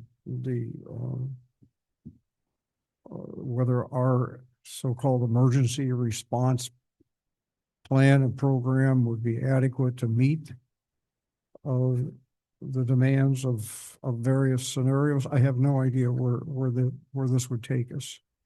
And maybe you could elucidate a little bit on that if you've thought about that. Thank you, Director Beitman. Before you answer that, and maybe you could roll this into your answer, do you think this might open avenues for funding to put more storage tanks and stuff in, or they're kind of requiring some kind of performance? Perhaps there's a backdoor way to get the funding to. Anyway, that's just. Yeah, and I don't know. I would think it would have to come out of CAL FIRE, and maybe, I don't know. Yeah, Director Beitman, it is what Director Binder and I were talking about, the additional work that would require all urban retail water suppliers as defined, which we are, serving a high or very high fire hazard severity zone, which, Director Binder pointed out that that's a medium, it's not a high, the community forest, to include incident-specific response procedures for wildfires as part of their disaster preparedness plans, including any applicable emergency response plans that are required by federal law. The bill would require these plans to include mitigation actions, including actions, procedures, and equipment that can obviate or significantly lessen the impact of a wildfire on the water system and supply of drinking water, et cetera. So we'd have to develop that plan, but as Director Binder pointed out, we currently would not have to unless the fire rating of the community forest gets changed to high. So. Kind of unrelated, but just a thought question. The couple little fires that we had up there, could have those got out of control? Oh, easily, yes. So there we are. I Yeah. mean, we're not totally out of the woods on this stuff. And Was that a pun? Did you intend that pun? no, I'm sorry. I guess the best puns are the ones that idiots say without thinking, huh? Oh, okay. So I was thinking, going back to the SB 1153, is, we keep thinking of our drinking water distribution system, but my experience with fire water was when I worked with the city of Arcata, and 3 or 4 times we had CAL FIRE come in and dip water out of our oxidation pond with their bucket. And, like, we could keep an oxidation pond full of water at the treatment plant and say, okay, here's your place to come in and dip your bucket and go to the fire. I don't think we could. Yeah, we've got 3 polishing ponds that are, Yeah. yeah. And that's, that was just my experience with several times CAL FIRE came and dipped out of our That- oxidation pond and went up Jacoby Creek with it. Yeah. That's an interesting point. Is that something Yes. is that something as we kind of move through our different Yeah, see, Arcata doesn't have to worry 2 about by stuff like 2s, that. et cetera, that we might point out to CAL FIRE that we have that ability so that it's not, oh, by the way.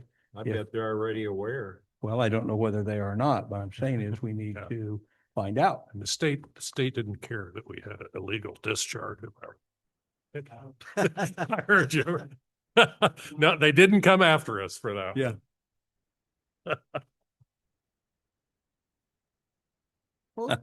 Well, you know how many buckets they dipped and you know where it went, so.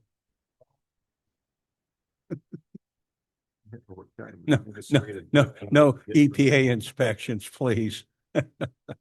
All right, so have we talked this to the point of coming up with a, Well, and the only other thing I wanted to bring up is our system is only capable of discharging water gravity wise up to 280 feet. So our system only works using gravity at 280 feet. That's the base of our tanks. So anything above that, we're not gonna be able to provide water anyway unless they go and take it out of a fire hydrant somewhere and tank it in. So okay. there's also that. And I understand that. I appreciate that. My concerns here wasn't those absolute realities. My concerns were, will we get stuck with some kind of agency requirements that might be onerous for us to deal with? Yeah, we That's are. all. At some point, we probably will. Yeah. But not between now and 2028 and not until this ridge is considered a high risk. Okay, so we're gonna push it off until Joey's son is on the board. That's what I'm hearing, right? All right, guys, so what's the pleasure of the board? It's an action item. Yeah, it's an action item. So can we talk to staff can I ask staff one more Go time? right ahead. Before I make my motion, I'll make a motion. Is staff absolutely, opposed to 1153? No, I am very much on the fence, and I could see us voting either way on it. And so if you choose to vote on it, I'm not going to have a heartburn over Yeah, that. that's where I'm at. Like I said, when I first read this, my first take on it was, yeah, not no what. But then after like I said, after I read it a couple of times, I'm like, it seems like pretty solid legislation. I mean, so. Yeah, I'm convinced that the benefits outweigh the liabilities on that one. Do you? Not by much, but it does. Well, then here, I'm gonna take a shot at this and we'll just see how, do we want to handle each one of these separate? Do you guys, at the board, do we want to have two separate It doesn't appear, action items on I that? think it so. doesn't appear that they are separable because, I can make, it's just that they're recommended. well, I sense the 2180 is going to be unanimous aye. So we can roll in the first one and see how that goes. If it does- Okay, so, I'll move that we, join the coalition on AB 2180.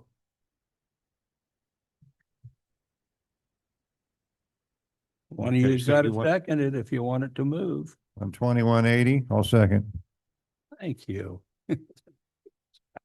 Joey, if you call the vote, please. Director Bender, Yes. Director Bateman, yes, Director Couch, Yes, Director Orsini, Yes. President Mayo.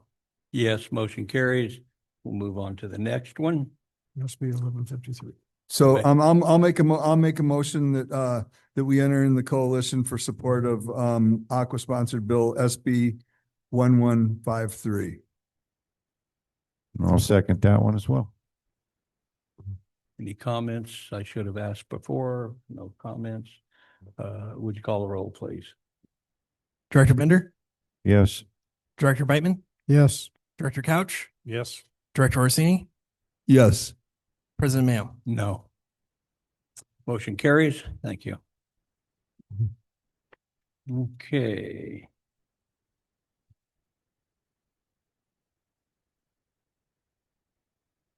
Now we're on to item 6.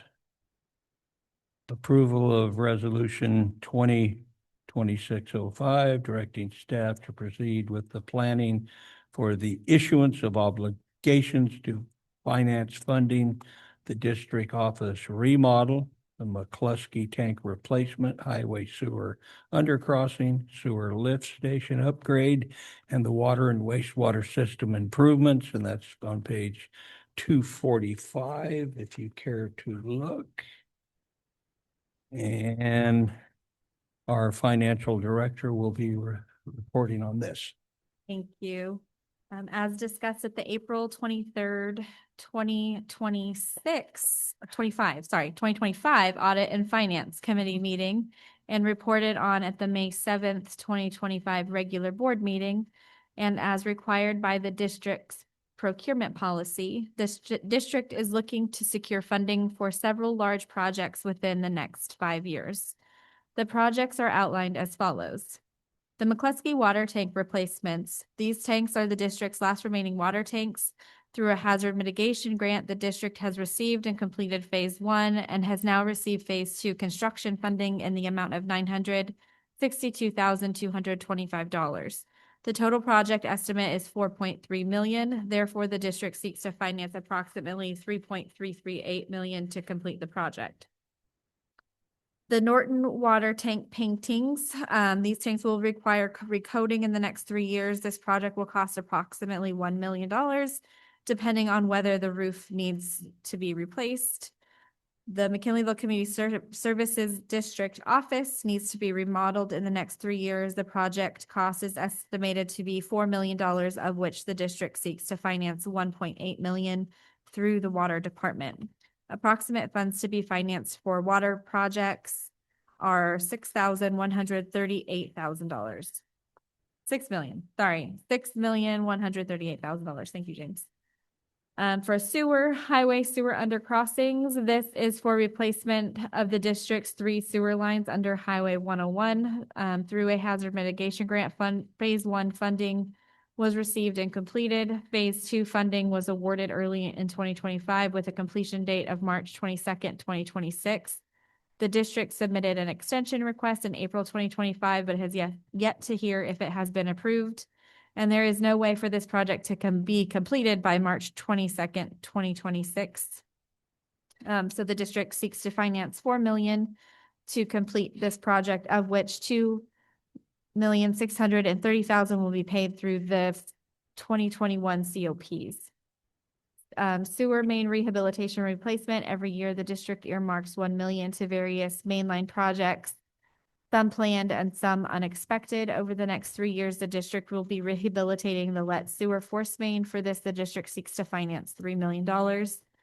Sewer lift stations. Over the next 4 years, there are 2 sewer lift stations that need to be upgraded. The Fisher Lift Station, which is the main lift station, received phase 1 funding through a hazard mitigation grant, but phase 2 funding is yet to be released. For Fisher, the district seeks to finance $3 million. Additionally, the B Street lift station needs refurbishment. Therefore, the district is seeking $800,000 for this project. Wastewater management facility, sludge disposal and handling. The district accumulates $240,000 per year for reserves to cover the sludge disposal and handling. That is completed approximately every 5 years. For this round of funding, the district seeks to finance a total of $1.2 million to cover the next 5 years of project. The McKinleyville Community Services District office needs to be remodeled, $2 million of which will be financed through the sewer department. Total amount for sewer projects is $14 million. However, there's still approximately $2.63 million remaining in the 2021 COPs to be used. This leaves approximately $11.363 million in financing still needed. Having worked with Brandis, Tallman, and Oppenheimer for the 2021 bond sale, district staff chose to go back to them to research 2026 funding options.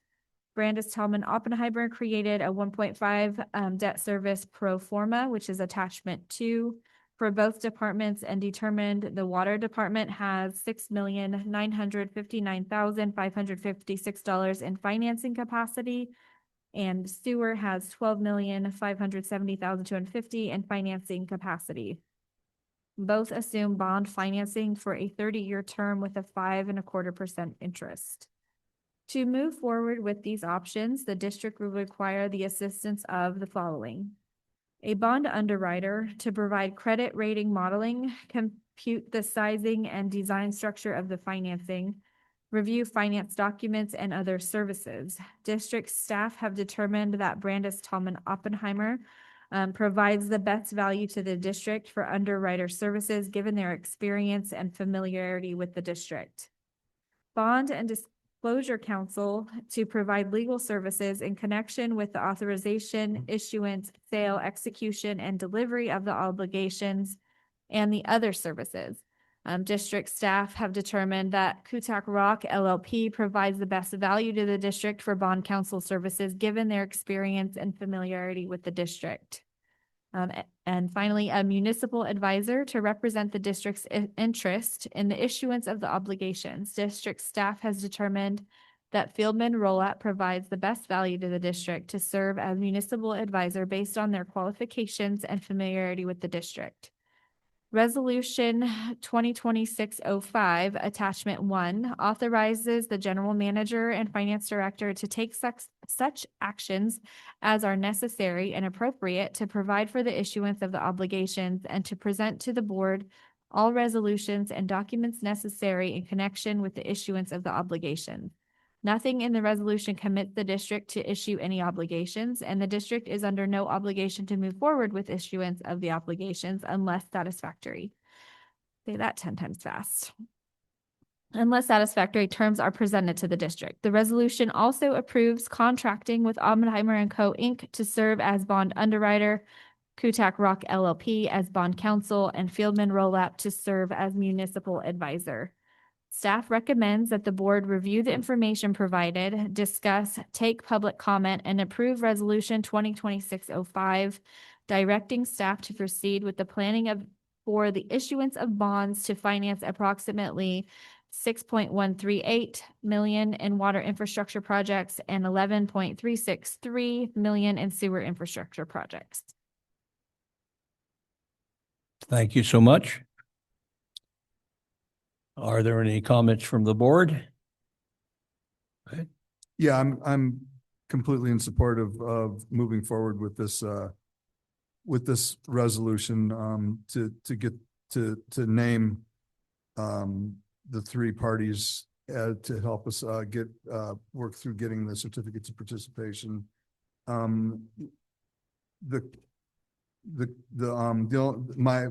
would like to go on the record though, as being part of the Audit and Finance Committee, that myself and Director Beitman are involved in the process, so that when we bring this back to the board, we can confidently, either that we have the confidence to support this financing. One of the questions I have is, we did, the last certificates of participation we did were in 2021, and it's now 2026. We still haven't spent, we still have, what, almost $3 million worth of that money left, 2 million and change left of that money. Are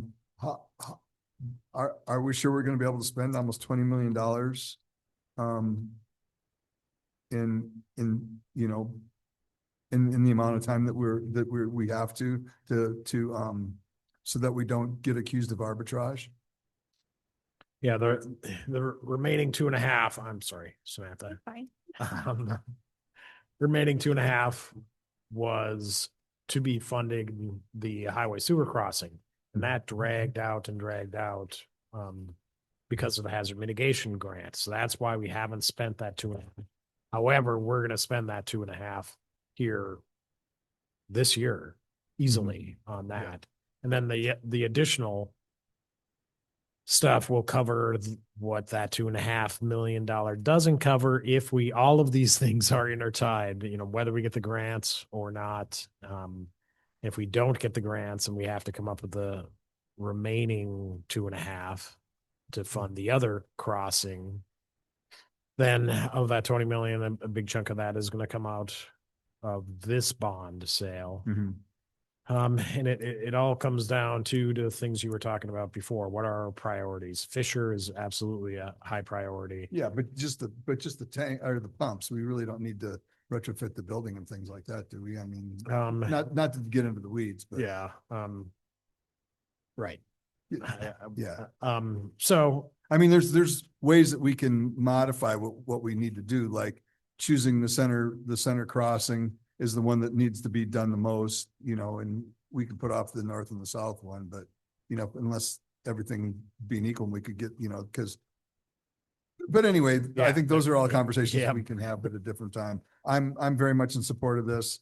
I just want to, fulfill my role that the board's placed me in of being on the Finance and Audit Committee to be part of the process in the decision-making that goes into this. Can I add Thank to what Pat said also? So to answer your question, and I'm sure you know this, Greg, as well, because of the 2021 bond financing. If you look at page 253 of the board packet, you'll see the schedule of projects. This was the initial review that we did with Oppenheimer to discuss the monies and what they were going to be used for. And they want us to use it in 3 years, but we forecasted 5 because you can technically use it at 5 without penalty. In addition to that, in mention of arbitrage, so Wildan Financial, they do our arbitrage analysis every year. And I actually do track the dividend revenue for that. So at the end, for example, the 2021 water bond has 106,000 left in there. I'm leaving that there specifically to cover any arbitrage that we may have to pay back because of the timing. So definitely things that we all thought about. My major concern is, like I said, I think for what we're doing tonight, I have absolutely no issue with approving the resolution 2026-05. I just want to make sure that that all the bases are covered when we decide how much we're going to borrow and how we're going to spend that, and that we're aware of the fact that we've got we're going to have the funds to be able to pay it off. Of course, it's going to have to be supported with revenue, or our rating won't allow us to get a good deal on the bonds.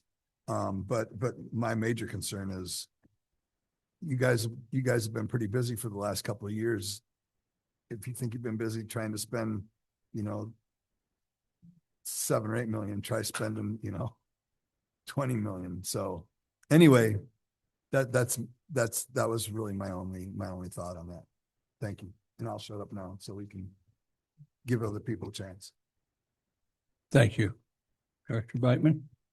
I'll just say ditto to Director Orsini in terms of supporting this, and also say thank you to Samantha for making sure there are adequate reserves to cover an obligation for arbitrage. I think that's important that we do that. The only other thing I want to point out to, I do want to say yes to be involved in this process going forward, and we've asked for that, and I think that we will be. The only other thing that I wanted to point out is the last sentence on page 247, approves the contracting with Oppenheimer, and so on. And the logic for that and the beliefs of the staff are clearly stated in the rest of this presentation. But I want to make sure that the board recognizes that approving this resolution, that we are also approving the contracting with these 3 outside organizations by the district. And what we're doing is authorizing the extension or reestablishment of the contract with these agencies. And I'm not uncomfortable with that, but I just want to make sure that that's very clear as we're acting on this resolution. That's all I have. Thank you. Can I back up to something? Absolutely. Yeah, so I just want to be very, very clear about that too. I'm very much in support. I've never worked with the municipal advisor that we're asking, but Kutak Rock and Oppenheimer before that, Brandis and Tallman. I've worked with them on several financings, and I'd feel very comfortable recommending to the rest of the board that we move forward with working with them. And as a board, I think we were all on the board when we approved the certificates of participation the last time too, I believe. 2021, yeah. Yeah, were you? I Were was. you on the board on 2020? I'm- Okay, so it was it was just the four of us that were on here. Okay. I'm done for sure this time. Okay, my comments here are that I really, really hope that we get the favorable credit rating that we did in 2020 or for the 2021 issuance. And also I have an extreme amount of confidence in working with Rick Brandis and Nikki Tallman just during the limited social time that I've spent with them over the years that I've been on the board at conferences and other things. You know, they're really stand-up people, and they really know what they're talking about. Concur with that, Scott, completely. Director Couch? I don't have anything to add, actually. Well, I don't have anything to add. I agree with everything you all said. So, would someone in the Yeah. audience like to make a comment? Someone online? How about someone making a motion? So, staff is clear about, including the finance and audit committee on the entire process for this? So, Yes. Okay, Yes, and our next meeting is March 18th. I believe I forwarded that invite to you both. okay, Yeah. thank you. Then I'll move for staff recommendation. And I'll second. Motion second. Would you call the roll, please? Director Bender? Yes. Hold on just a second. So, we're basically through this. So, So would you hold off on calling the roll? yeah, hold up, because I might want to retract. So, I'll move approval of resolution 2026-05, not the staff recommendation. Okay, so you're amending your motion, Yeah, I'm amending my motion. and with the seconder concur with that amendment. Concur. There we go. Any comment from staff on that? We all good? Okay, now Joey, would you please call the roll? Director Bender? Yes. Director Bateman? Yes. Director Couch?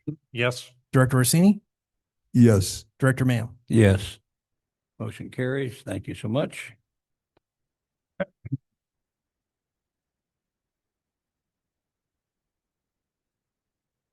Okay, so I think we're on item 7 now. Approval of resolution 2026. My eyes aren't working. Is that a 6 or an 8 or what is that? 6. Thank you. God, I can't see. Declaring the district official intent to reimburse itself with proceeds of a tax exempt financing for water projects. Okay, okay. And that's on page 261 of the packet, if you care to look at it. And again, that's going to be our finance director Thank you. presenting that. I'm going to summarize this one because a lot of the information is the same as the previous. So again, we discussed in an April 23rd, 2025 Audit and Finance Committee meeting and reported on the May 7th, 2025 regular board meeting. The district is looking to secure funding for several large projects within the next 5 years. The water projects as outlined are the McCluskey water tank replacements, the Norton water tank painting, and 1.8 million for the McKinleyville Community Service District Office, with approximate funds for the water department to be 6.138 million. Resolution 2026-05, oh my gosh. Yeah, 05, authorize staff to proceed with planning for the issuance of financing. However, as several of the outlined projects are already underway, Resolution 2026-06 declares that McKinleyville Community Services District's official intent to reimburse itself for water project-related expenditures with the proceeds of the tax-exempt financing once obtained. This will allow the district to reimburse itself for all water project expenditures that were or will be paid on and after 60 days prior to the effective date of this resolution. Sewer projects will continue to be funded by the remaining 2021 bonds until those funds are fully expended and 2026 financing is secured. Staff recommends that the board review the information provided, discuss, take public comment, and approve Resolution 2026-06, which declares the district's official intent to reimburse itself with proceeds of tax-exempt financing for certain water project expenditures undertaken or to be undertaken by the district. Thank you. So, are comments all about the same as the last item, or? Yeah, that's pretty straightforward. I have no. That's what I thought as well. comments. Comments from the gallery, comments from the Zoom, seeing none. Staff, any other comments? Joey, would you call the vote, please? Let's make a motion. Or a motion, I apologize. I thought Greg made Okay, a motion. I'll go ahead and make Excuse a me. motion. I'll make a motion that we approve the item E7 per staff recommendation. E7, I'll second that. are we approving E7, are we approving resolution 2026-06? We're approving item E7 per staff recommendation. Okay. Which is resolution 2026-06, yes. Okay. All right, would you call the vote, please? Director Bender, Yes. Director Bateman, Yes. Director Couch, Yes. Director Orsini, Yes. President Mayo. Yes. Motion carries.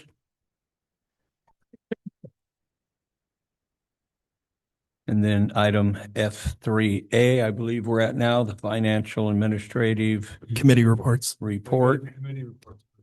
Oh, you want to do the committee reports first? I apologize. And that's fine. All right, active committee reports. Let's do Park and Recreation Committee. Did not meet. Let's do the Audit and Finance Committee. We met twice. Did we meet? I'm not prepared. I think we met, we've only met once since. Okay, that's right. So, so we met this month and we discussed the funding OPEB, which will show up in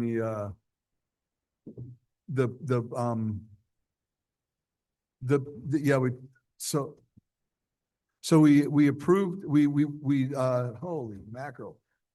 Sorry, guys. So, we had a presentation from the auditor on, the single audit. And we brought that, we had just approved that during this meeting. And then we also, discussed, the funding, the 115 trust. Thank you for coming in. Goodbye. For Thanks, Elaine. OPEB, and that will be discussed as part of the budget, I believe. And so that's all we did for that. Sorry about that, guys. My brain went It's to okay. mush. That's good enough. Did you have anything else that you wanted to add? Oh, that's right. We did we discussed the appropriation limits too. Thank you. I wish I would have had that. I have it here in my notes. So you good, Greg? Yeah, I'm good. Okay. Employee Negotiation Committee, we didn't meet. We did not meet. We did not meet. Yeah. The Community Forest Committee. I We- know it says Bender, but I'm not on there. Well, you're not. Yeah, it's supposed to be Orsini and Bateman. Noted. But anyway, yeah, we met and,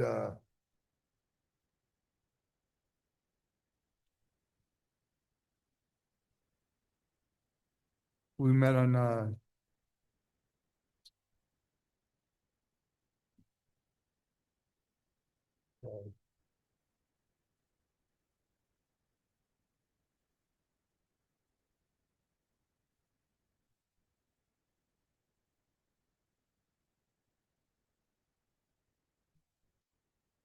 okay, here we go. So we met on February 17th and, we,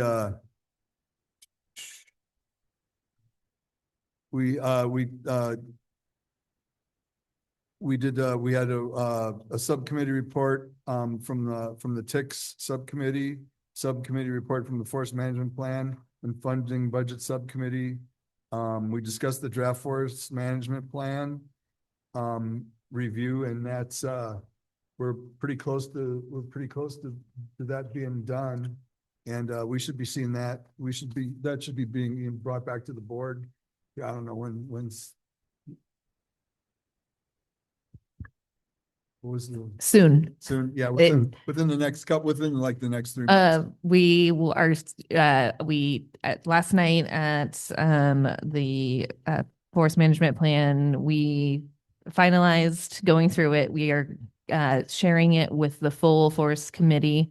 So it will not come to the March forest committee because we're giving them time to review and get us back Right. comments. Yeah. It'll, So it's like 3 months, I think. so it'll be April's full committee.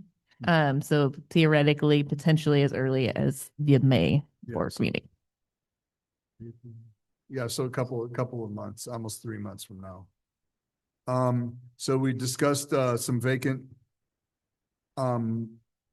at-large seats for the, and alternative member seats, and we actually placed two, we had some open seats. We had one open seat. We have not placed anyone yet. We need to clean up some of the rules and regs language around the seats. So it was kind of getting the committee's feedback on what they want to what they wanted to see as those rules and regs changes. So they will see those rules and regs changes at their March full committee meeting, and then they'll likely be coming to you guys in April. Okay. And then we had discussed some, at-large tribal voting members, and we had quite a discussion about that, and that'll be worked out and brought back, as modifications to the rules and regs. To the rules and regs. And we talked about, the John Corbett Memorial Grove, that needs to be named, and we had some questions, had pretty good conversation about that. And about how that would be named and stuff like that, but, the committee was supportive of the concept of a grove for John. And, it's going to go to the subcommittee for discussion, and then it'll be brought back to the full committee. And then, we should be hearing something back, from the committee to the board and a recommendation. Could I bump in right there? Sure. I apologize. Even though that's the status now, are we gonna have, something, that I can read about that at the memorial? Did you guys put something together, or are we going to put a little verbiage from the district about that? I thought we had kind of bumped into that, but I didn't get a solid feedback on it. So we are moving ahead with the bench and the plaque on the bench. We can put together language for you if that is what you're requesting. Well, it would be nice. I'm gonna, Joan asked me to, facilitate the service. And it would be nice if I had, a couple sentences, about that, so I wasn't just swagging it. If you wouldn't mind doing that, I'd appreciate it. And the bench, of course, and then that maybe that it's not absolute, but that we're in the process of developing that, and, something along that line. Do you know when the service is? 6th. It's Saturday. 6th. I was gonna bring that up during my report. Yeah, okay. Thanks. So, all right, I apologize. Continue. I just thought that. Oh, and then the other thing that we basically, we got a status report on the 1 million that, from Huffman. And that's it. Was there anything else? Okay. Thank you. Sorry, I was not prepared. That's good. How about the cyber committee? Security? We've not met yet. Not meet, all righty. And McKinleyville Area Fund? Kennewill Area Fund is currently soliciting applicants for their mini grants. The deadline is just in a couple of days, and I'll have more for you next month. And could I ask you, Scott, if tomorrow I could meet with you, get a few pictures coalesced into one page and have you print off a grant You application? need for help me? with your grant? Yes, I do, sir. All right, I'll help you with Thank that you. tomorrow. Thank you very much. 9 a.m.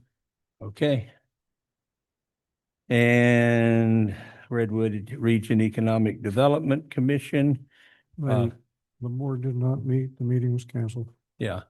And we have now swapped. Director Beitman is the primary and I'm the alternate. And at the next meeting, they will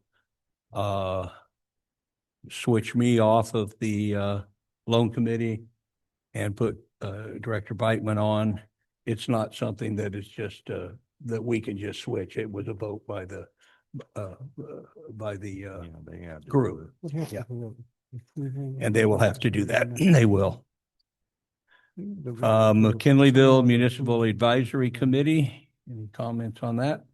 Okay, we met on Wednesday, February 25th as scheduled. And started out with a comment by Supervisor Madrone expressing some emotion, I guess it would be, towards the proposed Amazon facility and how it may not be a great fit for the county. And after that, we jumped right into the meat of what the committee was scheduled to do. Is we did issue a couple of proclamations to honor retiring Micmac members Lisa Dugan and Mike Conrad. We voted on our calendar for the year and codified that. Canceling the regular November and regular December meeting, and we're gonna, in place of that, we're gonna have a special meeting on December 9th.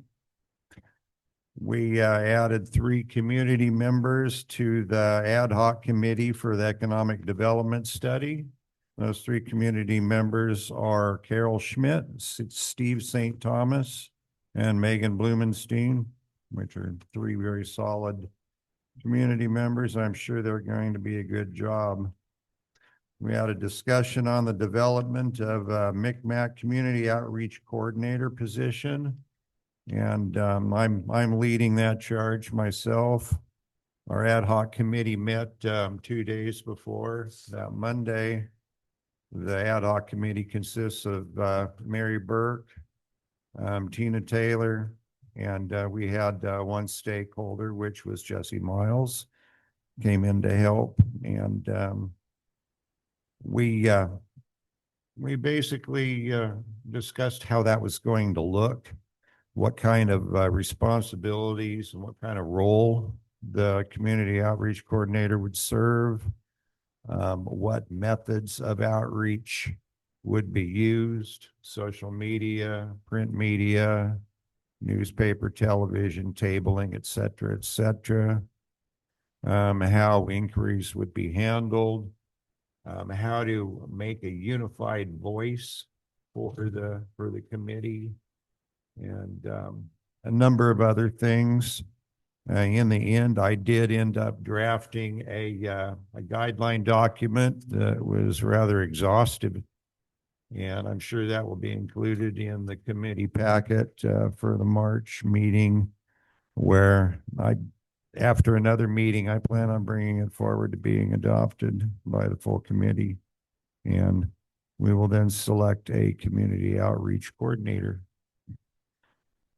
Okay, after that happened, the MCSD submitted a letter of request for a seat on the TAC. we've discussed that. That, of course, was granted. And Joey very conveniently had a letter already prepared and ready for signatures. So that was good. And that was basically it for the meeting. All righty.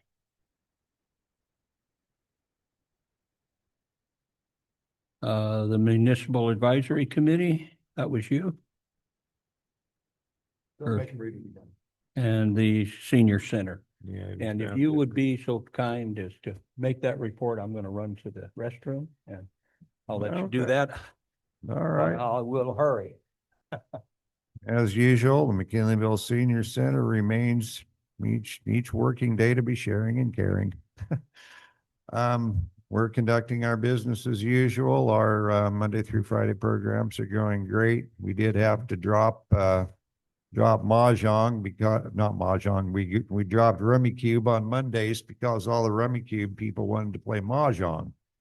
So now we have a Mahjong program instead. So that's good. We have scheduled this month we're having another grief workshop with Gina Belton, and we're having either the Death Cafe or grief workshop each month going through November. That's already been scheduled, and also our Memory Cafe, which is going to be taking place monthly in this room on the second Wednesday. This Memory Cafe serves light dementia and pre-Alzheimer's patients and other people with memory problems and their caregivers, provides them a place to reminisce and to connect with people who also suffer memory loss, and together they may find strength and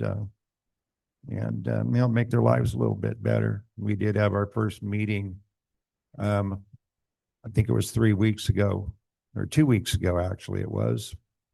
And it went really, really well.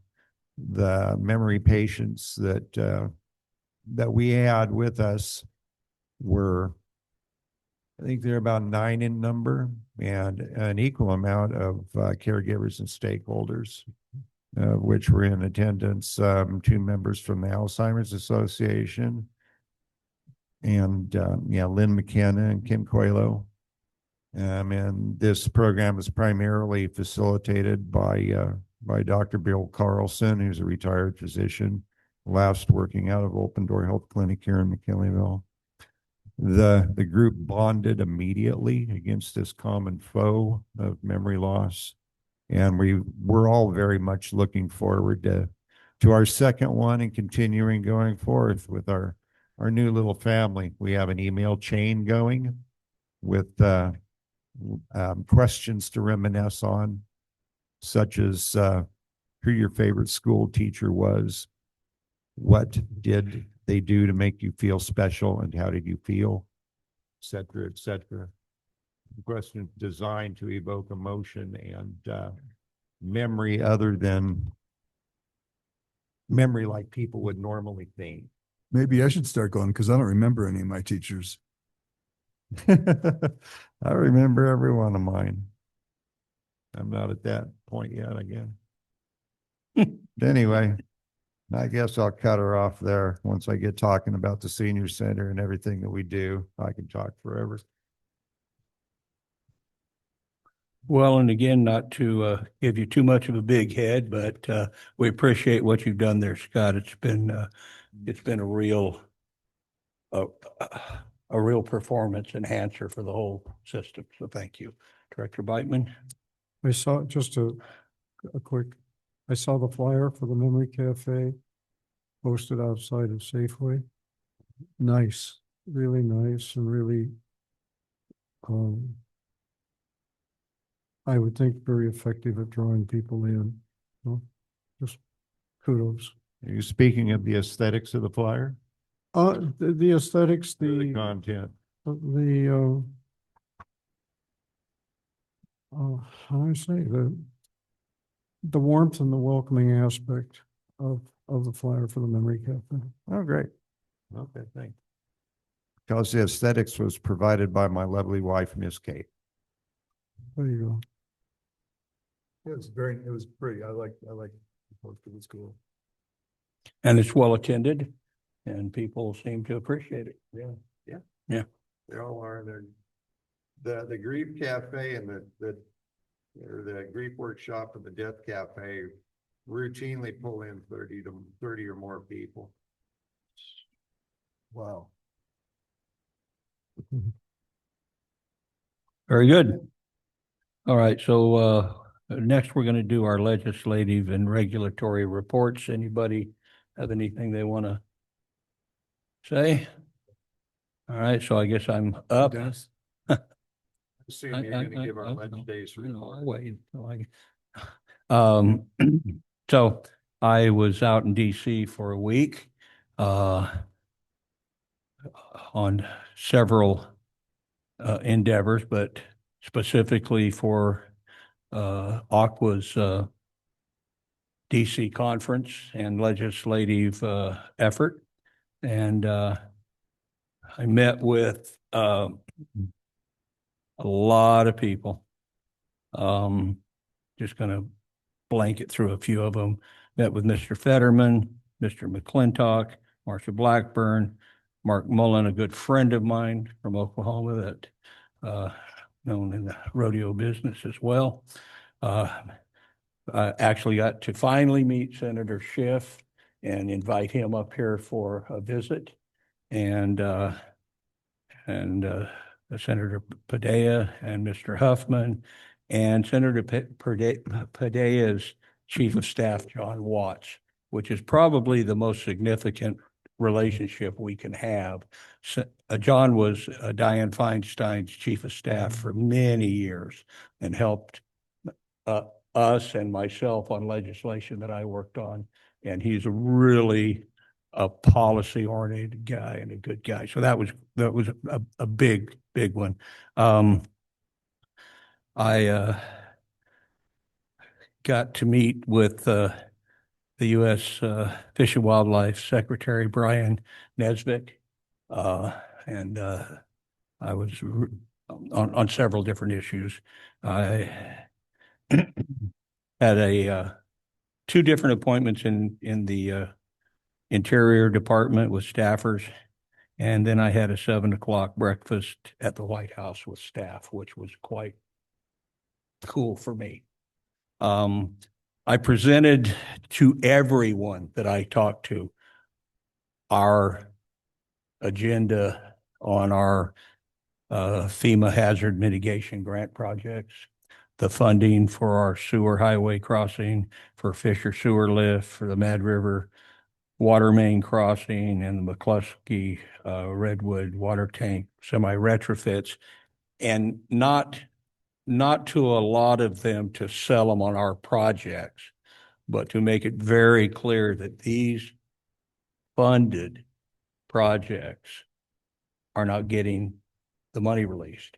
And so it's important to talk to people on both sides of the aisles, because the committees are the ones that actually do the down and dirty work. And the people that I met with, staffers at Interior, and was specifically to say, what do we have to do to get this money released?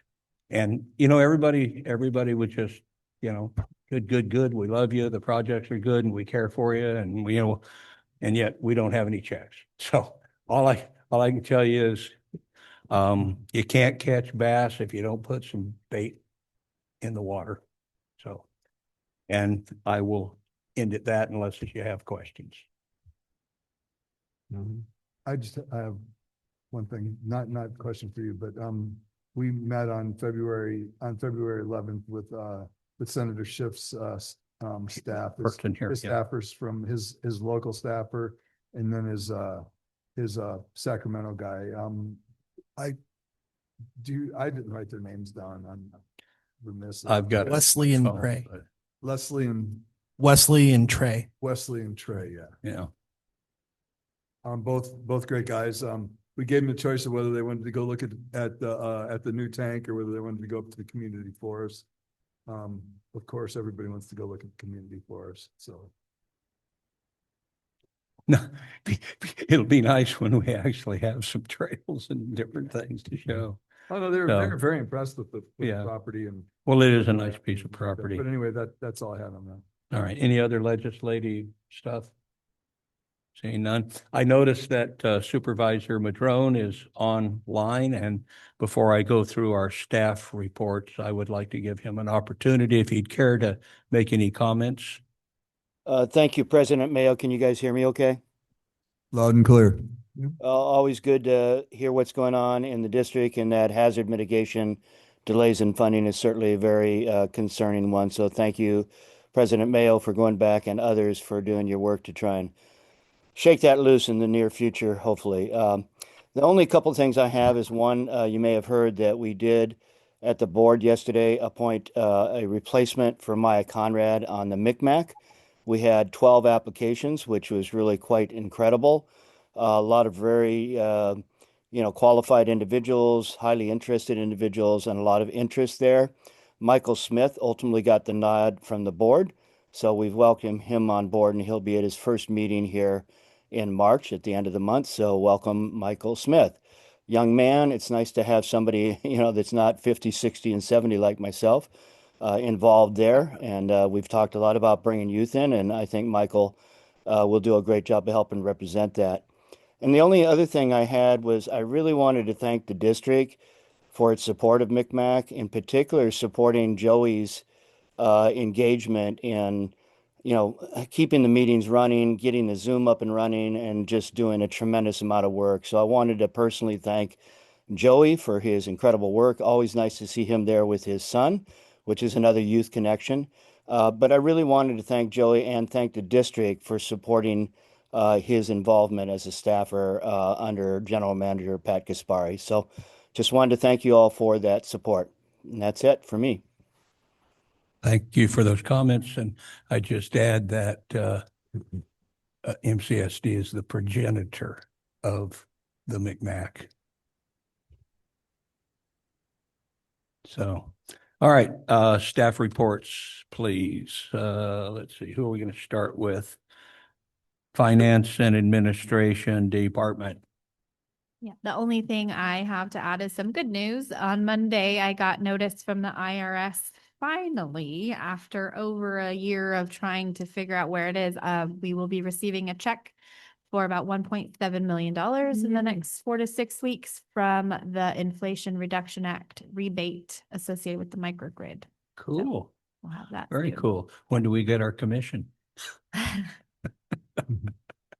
guess never's the answer there. Thank you so much.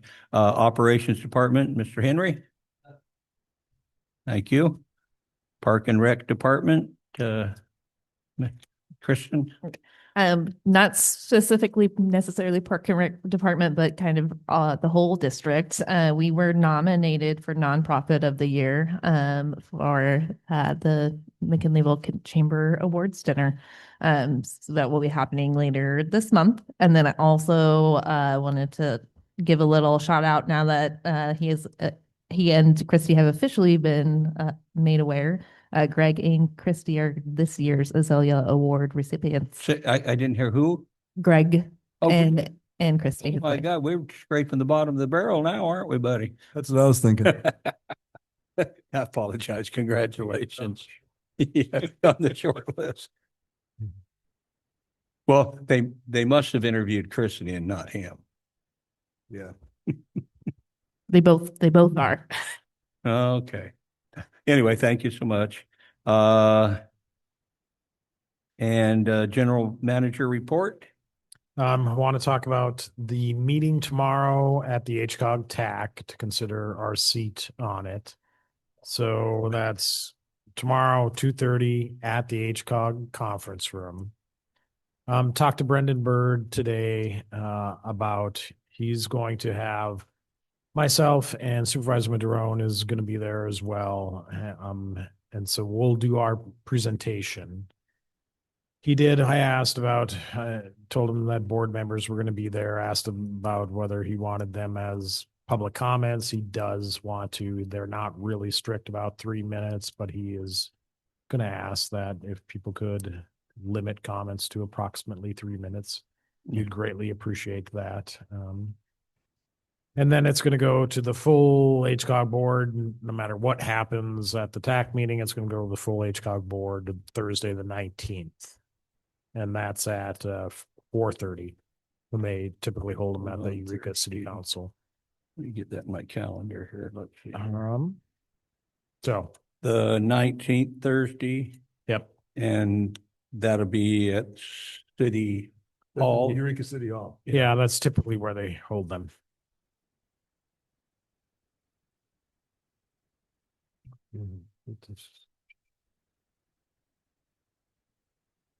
And again, what time was that, Pat? 4:30. Thank you. And I'll look for the agenda, et cetera, for that one too and send it around. I appreciate that, but I don't always. I need as much backup as I can get. Hey, Joey, could you do us a favor and could you send us an Outlook invite for that, please? Give a what? Greg, I didn't hear you. An Outlook invite. Oh, thank you. I'm sorry, guys. I can't hear a damn thing tonight. So was that it? All right, thank you. And President's report, I think I've already done that. Oh, there was one thing I wanted to ask you guys. I know I did it last time. I didn't do it this time, but a lot of times on items, I'll ask the staff to give their comments before I ask the board. It's just kind of a style process. And then I got to thinking maybe that wasn't so good, and I just wanted to see what the board thought. Weigh in. Would you prefer to do like we always did, us talk and then go to the staff, or any feedback on that? Oh. It doesn't matter to me. I don't care. Okay, and staff wise, would it be better for you to hear our stuff and then make your comments, or what do you think? I guess I would prefer to hear the board's comments. Okay, very good. All right, thank you. Board members' comments, announcements, reports, agenda item requests. Yeah, I've got something. I just wanted to remind everybody that that John Corbett's memorial is Friday at 2 at wait, 2 o'clock, I believe. yeah, it's at 2 o'clock and it's at Wharfinger. it's at the Wharfinger. Yeah. Yeah. And Joan wants it to move along. She told me you keep it moving. I don't want to be here. I don't want to pay for a, never mind. She wants it to move along. And I also want to disclose to the board that I have been I filled out the application or the survey for the economic development thing for McKinleyville, and I participated on the community one of the community focus groups for the economic development for McKinleyville. I just wanted to disclose that. So the way that those are working is that they're encouraging people not to give their name if they don't want to give their names or what they do or something, so that there's a relative kind of part of anonymity to it, even though you recognize everybody's faces. But they encourage people, or they don't what's the word if you don't want to give your name and what you do or whatever, they're very supportive of that. I did make sure that they were aware of the fact that I'm on the board for McKinleyville Community Services District, but everything I said during that meeting was all purely, I was not there representing MCSD in any way, that everything that I said was purely my opinion or my own. So I appreciate you bringing that up. I hadn't thought about that. I'm somewhat